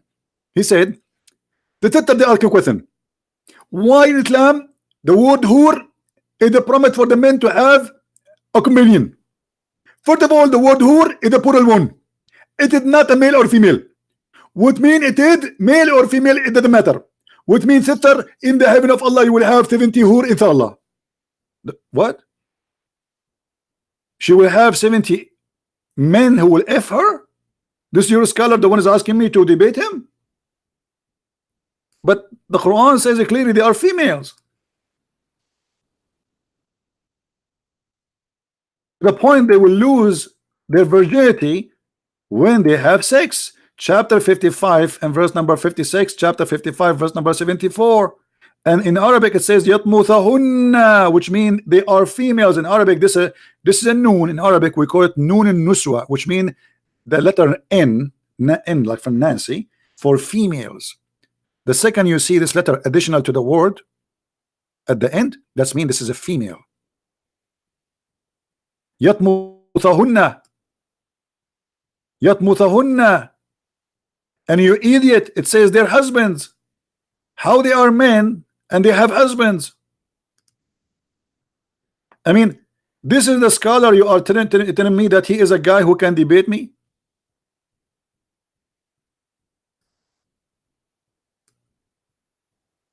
And by the way, here the translation is absolutely false. They say no genie, no man touched them. Doesn't say that.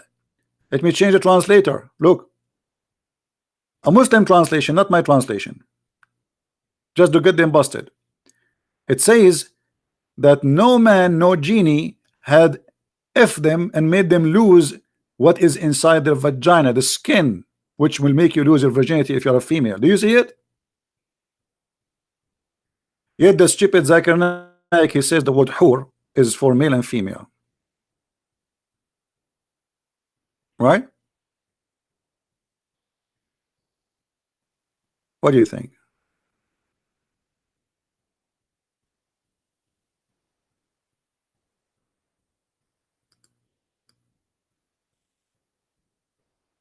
Any Abdul?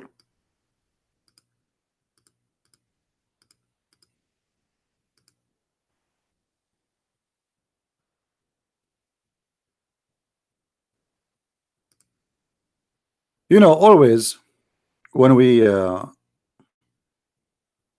ask a Muslim a question and he have no answer it, he says, why you don't debate this guy? Bring him. I mean, why you are asking me to debate him? Bring him. Surprise, surprise.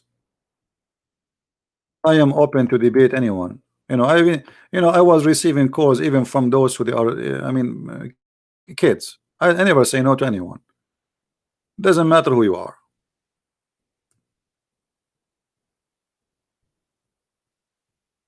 Right? Doesn't matter who you are. I don't care.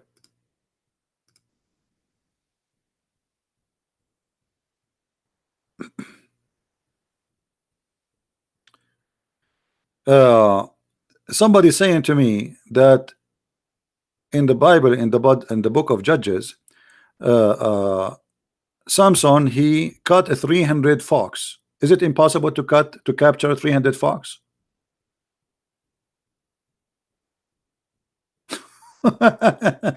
This is a fairy tale.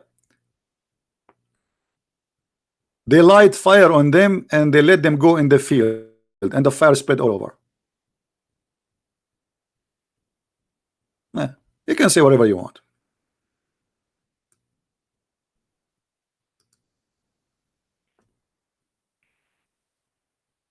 Capturing 300 fox is a fairy tale. Why?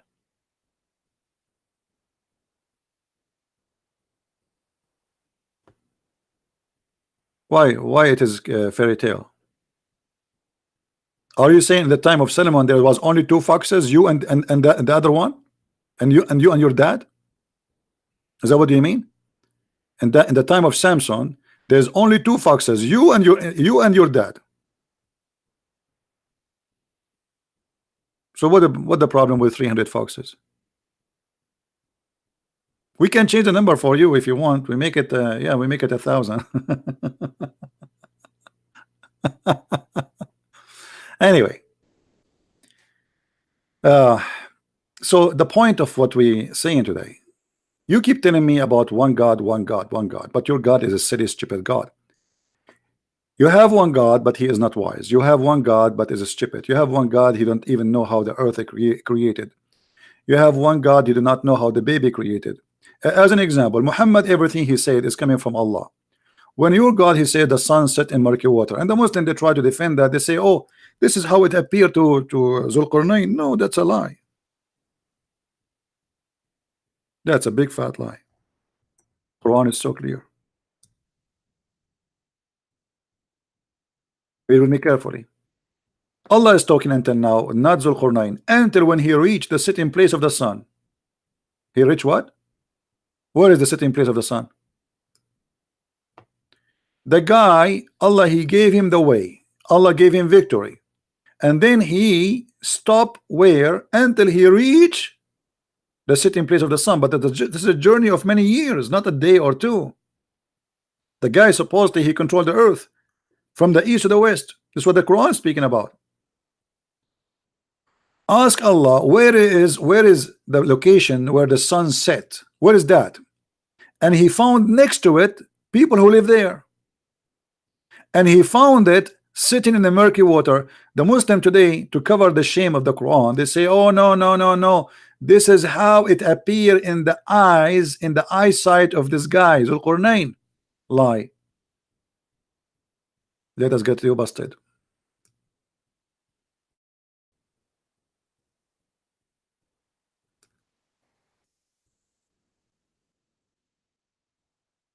This is your prophet explaining the verse.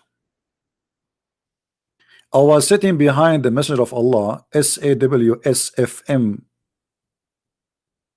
whatever does that mean, radio, who was riding a donkey while the sun was setting. He asked, do you know where this set? I said, I replied, Allah and his messenger knows best. As usual, always they associate the knowledge of Allah with the knowledge of a man. His name is Muhammad. And by the way, this is Sahih chain hadith. So they cannot say to us, this is weak and this garbage, you know. I replied, Allah and his apostle knows best. He said, who? He who? Muhammad. It's set in a spring of warm water.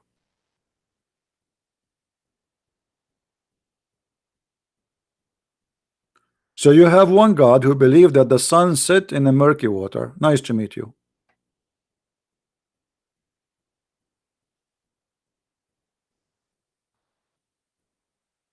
I'm not going to keep the video longer. No, I'm not going to stay longer, really. I have things to do. But this is enough to cover the topic and to show that the debate is not really about the Trinity. The debate is about your God is exist or not. Trinity is just how we as a Christian believe that God nature is. God, he taught us about himself. Still we believe in one God. But that will not be a problem. Let us say somebody believe in 1,000 God and they are exist. Then he is right, I'm wrong. If they are exist, they exist. So having one God or two God or three God, it will not make any difference. The question is your God is exist?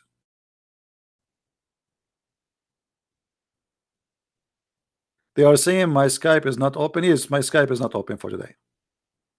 And you know, we want to debate. If anyone want to debate me, we will not debate kids no more. We will debate, you know, I have thousands of videos answering anyone they want to call me, right? If you are a scholar, text me your page in Skype. I will open it. Text me in Skype. Text me in Facebook. I will check your page. If you are really a person who can debate me, claiming to be someone, then you are welcome. Is that fair? Muslim, they keep complaining that Christian Prince is debating kids.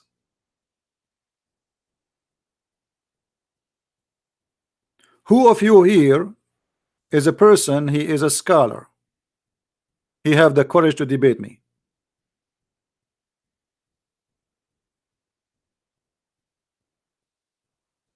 Anyone? Right now. Not tomorrow. Who of you, he is like a person who have an Islamic center, he have a PhD in Islam, something, you know, so they will not say I did beat an idiot.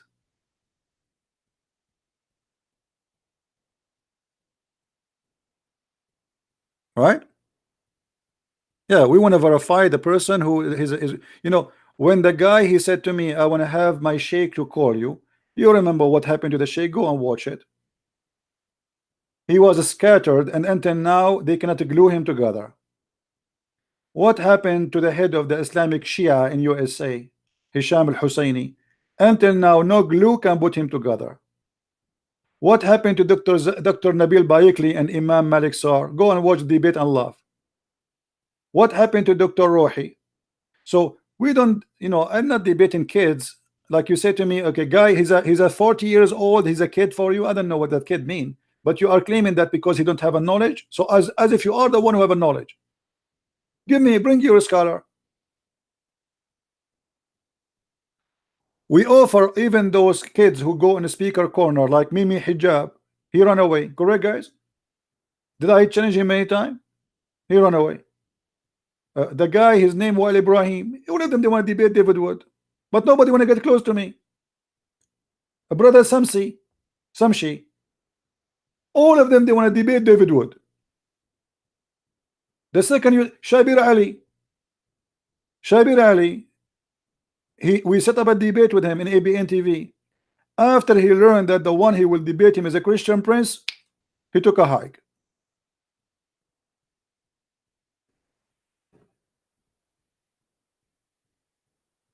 You Muslims are running away. If we go to the comment in this video, you will see how many Muslims saying I am a liar. I'm showing in the screen what I'm saying. You're a liar.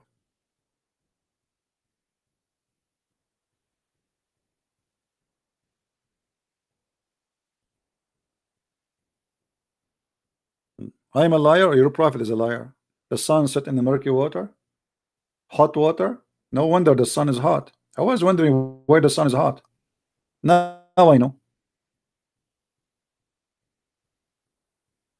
So my friend, to make it simple, you might disagree, you might agree with the Christians about what they believe, but we have the amazing wise God.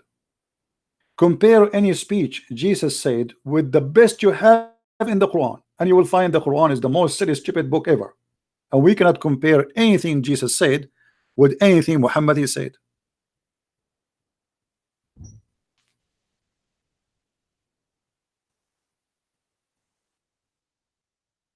And we compare? We cannot. Choose anything, the best you have.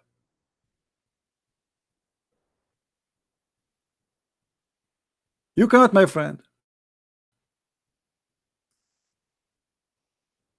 I feel sorry for you. You are believing in a funny, very funny, weird God. It's a joke. It's an insult to mankind to believe in such a God. So you want to replace the wise God, the Messiah, with the funny God who tell us most funny, stupid stories ever.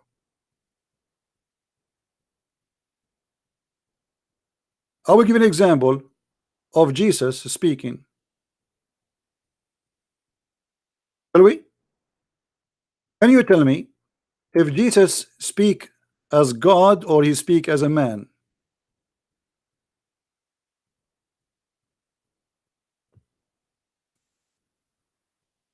Matthew 5.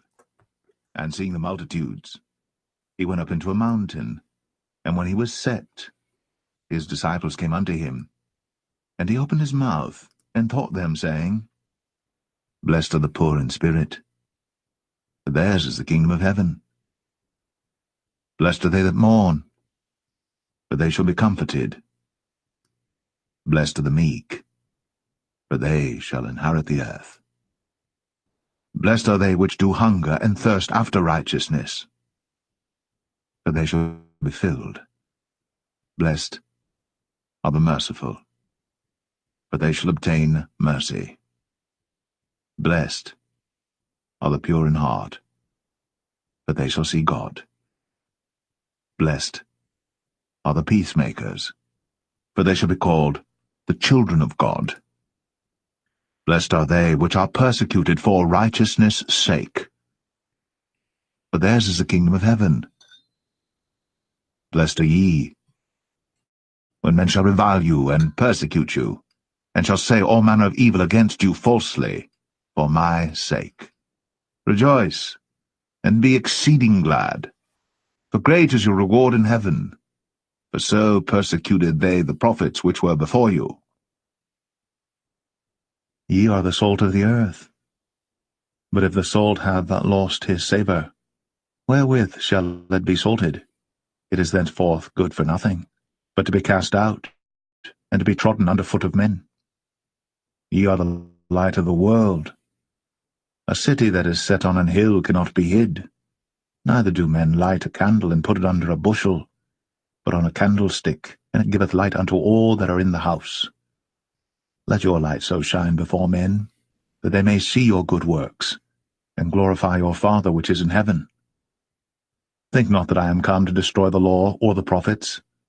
I am not come to destroy, but to fulfill. For verily I say unto you, till heaven and earth pass, one jot or one tittle shall in no wise pass from the law, till all be fulfilled. Whosoever therefore shall break one of these least commandments, and shall teach men so, he shall be called the least in the kingdom of heaven.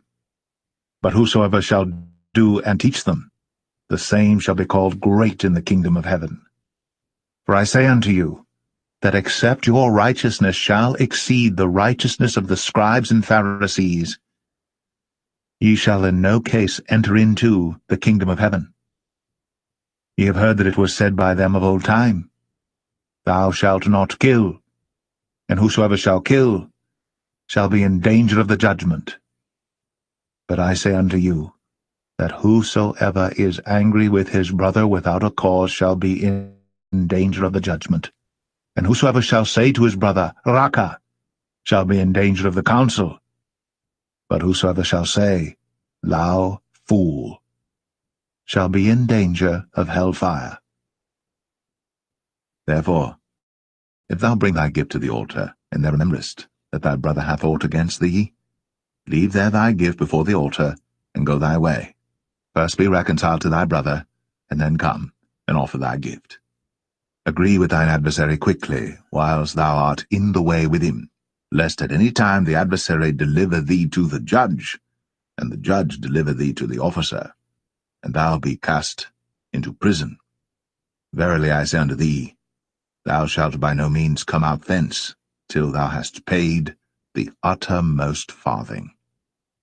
Ye have heard that it was said by them of old time, Thou shalt not commit adultery. But I say unto you, that whosoever looketh on a woman to lust after her hath committed adultery with her already in his heart. Here I want to stop, and I want to ask you Muslims, isn't it your prophet who allow you to do muta? Isn't it your prophet who was staring at women asses and he got horny? While Jesus saying, don't look at the woman, she is not yours. You're a prophet, he allow you. And not only that, you're a prophet, he claimed that adultery is a destiny written to you by Allah.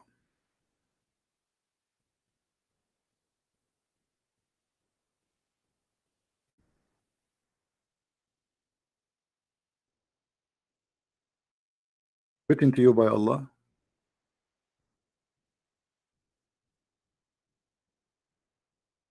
How that can be?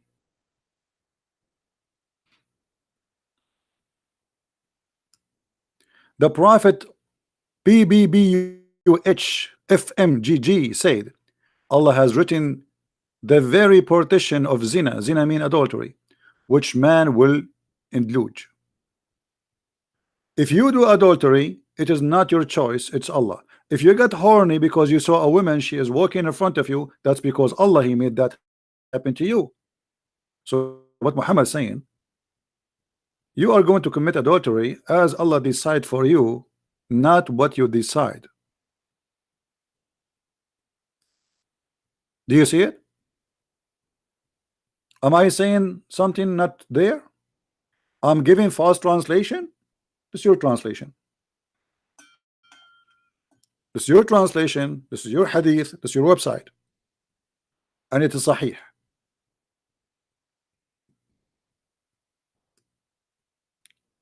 So when the Muslim, they say to us that adultery is forbidden in Islam, it's a lie. Adultery is a fate of Allah.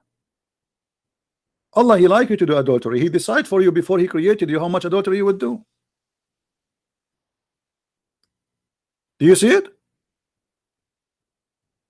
Allah fixed the very partition of adultery which man will do, and you cannot escape from it. Do you see it?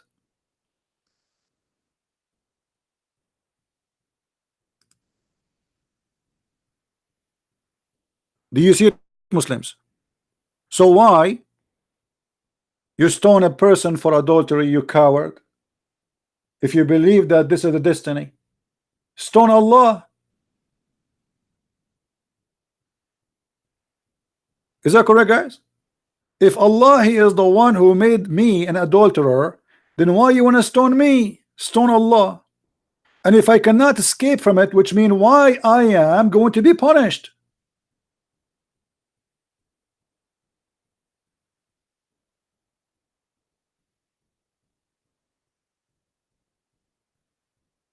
No, my Quran translation is not really complete. I'm going slow in it because I'm being careful in translation. Have patience with me, guys. So do you see, guys? Why you punish a woman for adultery then? Why you punish a man for adultery? This is a crazy cult. If I cannot escape from what Allah wrote for me about how much adultery I will do, you punish me for what you decide for me before you created me.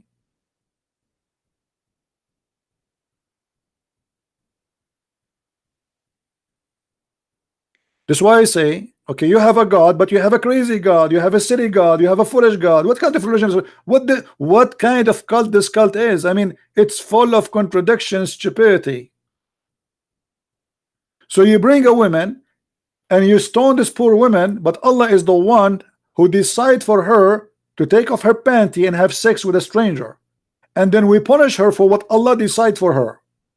Where is justice?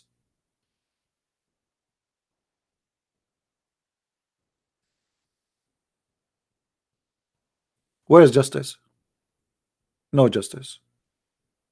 This is a cult, and the cult is based on nothing. And here you notice, by the way, Muhammad in the Quran, he says that Allah, he gave him a privilege. All of it is about sex and money. All the privilege of Muhammad is about sex and money. The best of the booty, the fifth of the booty. Any woman she want to give herself to the Prophet. Every Muslim can marry only 4 except Muhammad, unlimited number. I mean, all the privilege. And not only that, Muhammad made verses in the chapter of Al-Ahzab saying any woman she can give herself to the Prophet so he can if her. All cult leaders, they share one thing. They are after money and women who follow and believe in them. All of them.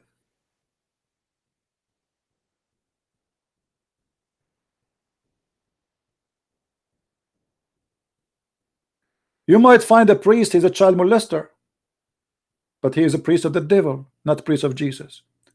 Jesus says it's better for you to put a milestone in your neck before you harm the little one. That is Jesus. The Muslim, they say to us, how Jesus can be God, but yet he came to earth as a man. But how he can be just a man? He never commit adultery, and he never commit sin, and he never proven of sin. And not only that, as you see, he did not get married and have kids.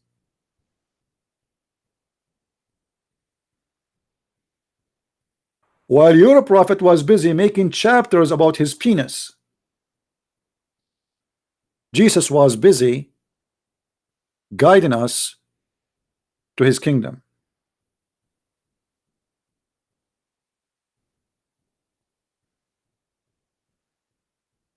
Even Muhammad, when he speak about privilege Allah he gave him, if you have my book 6 and Allah, you will see that one of the privilege of Muhammad, which is very funny, proven to us again Muhammad to be a false cult leader, that Allah will give him the power of 40 men of the people of heaven. But every man of the people of heaven will have the power of 100 men on earth. That's mean Muhammad, he will have the power of 4,000 men in heaven for sex. This is God promise. God, he promised Muhammad to have a power of 4,000 men for sex in heaven. All cult leaders, they share the same thing. They try to seduce you by sex, by money, by you name it. I mean, whatever can seduce a man or a woman. Endless penis, 70 years orgasm, power of 40,000 men in heaven. Your penis will never go sleep. Have you ever heard of a God? He promised people that their penis will never go sleep. What is that? What kind of God is God? Allah, he sent a message to Muhammad saying, your penis will not sleep. This is God teaching now.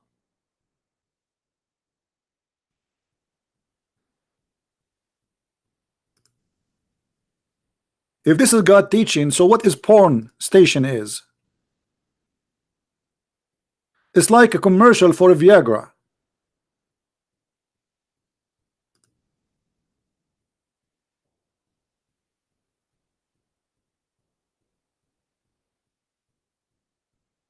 My friend, one sentence of the Messiah, the Christ, my Lord and my Savior, is enough to get Islam busted.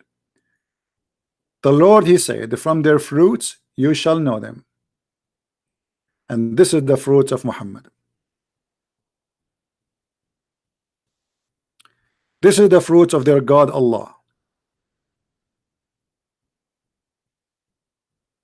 I do not need to read tons of books. I do not need to study to have a PhD in Islam, even though I know more than all of them. They have a PhD. But just one page of this cult is enough to prove to me that it is a cult.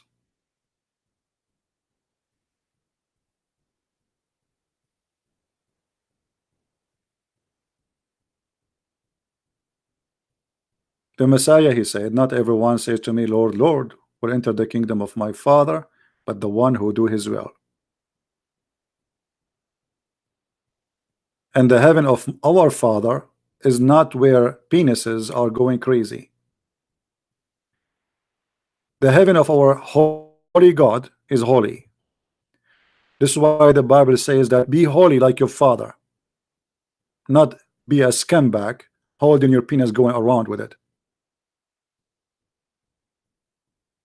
If you remember, once we have a debate with the Muslims. We spoke to many of them, as you know, and when we asked them about heaven in Islam, what the Muslims they said, you can have sex with your mother.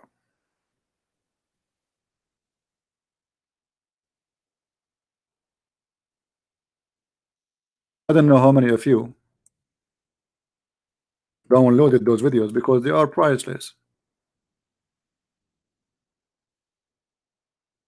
Explain to you really what this cult is about.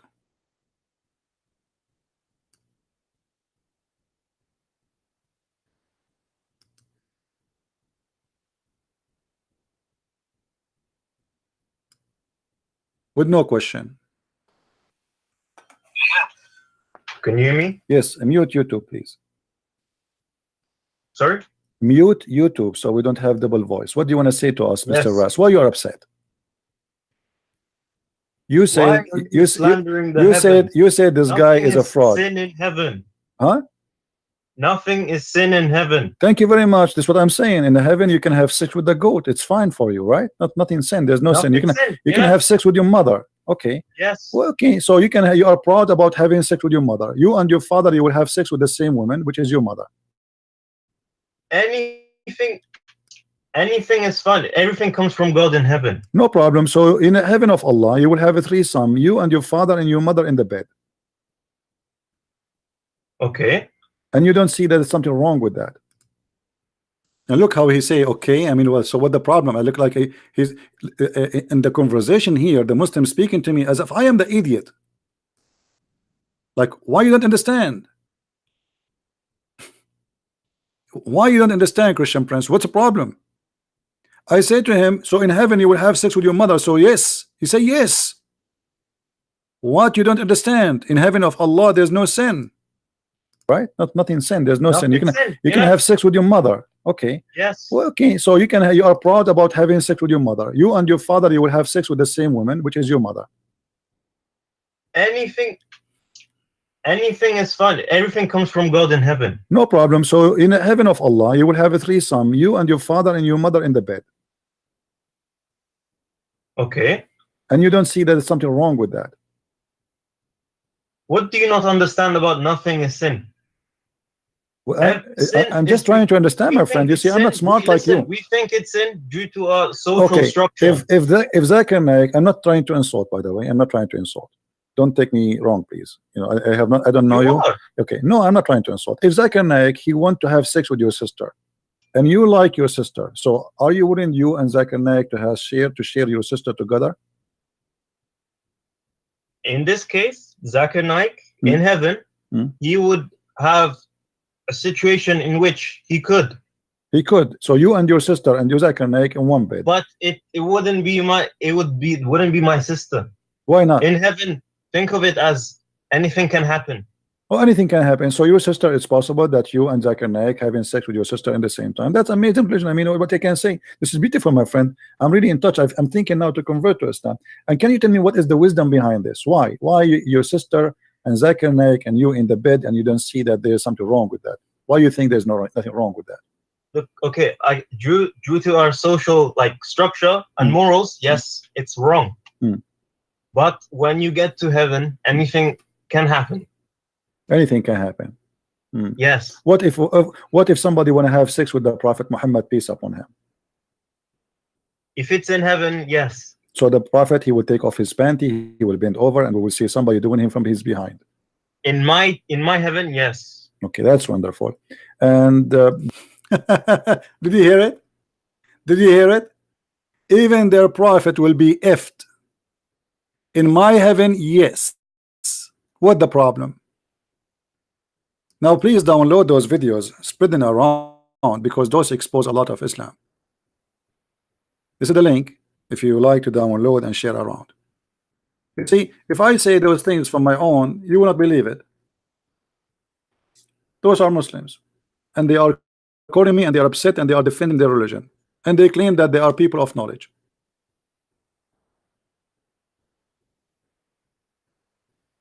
Muhammad himself, he will bend over, and Muslims will be doing him.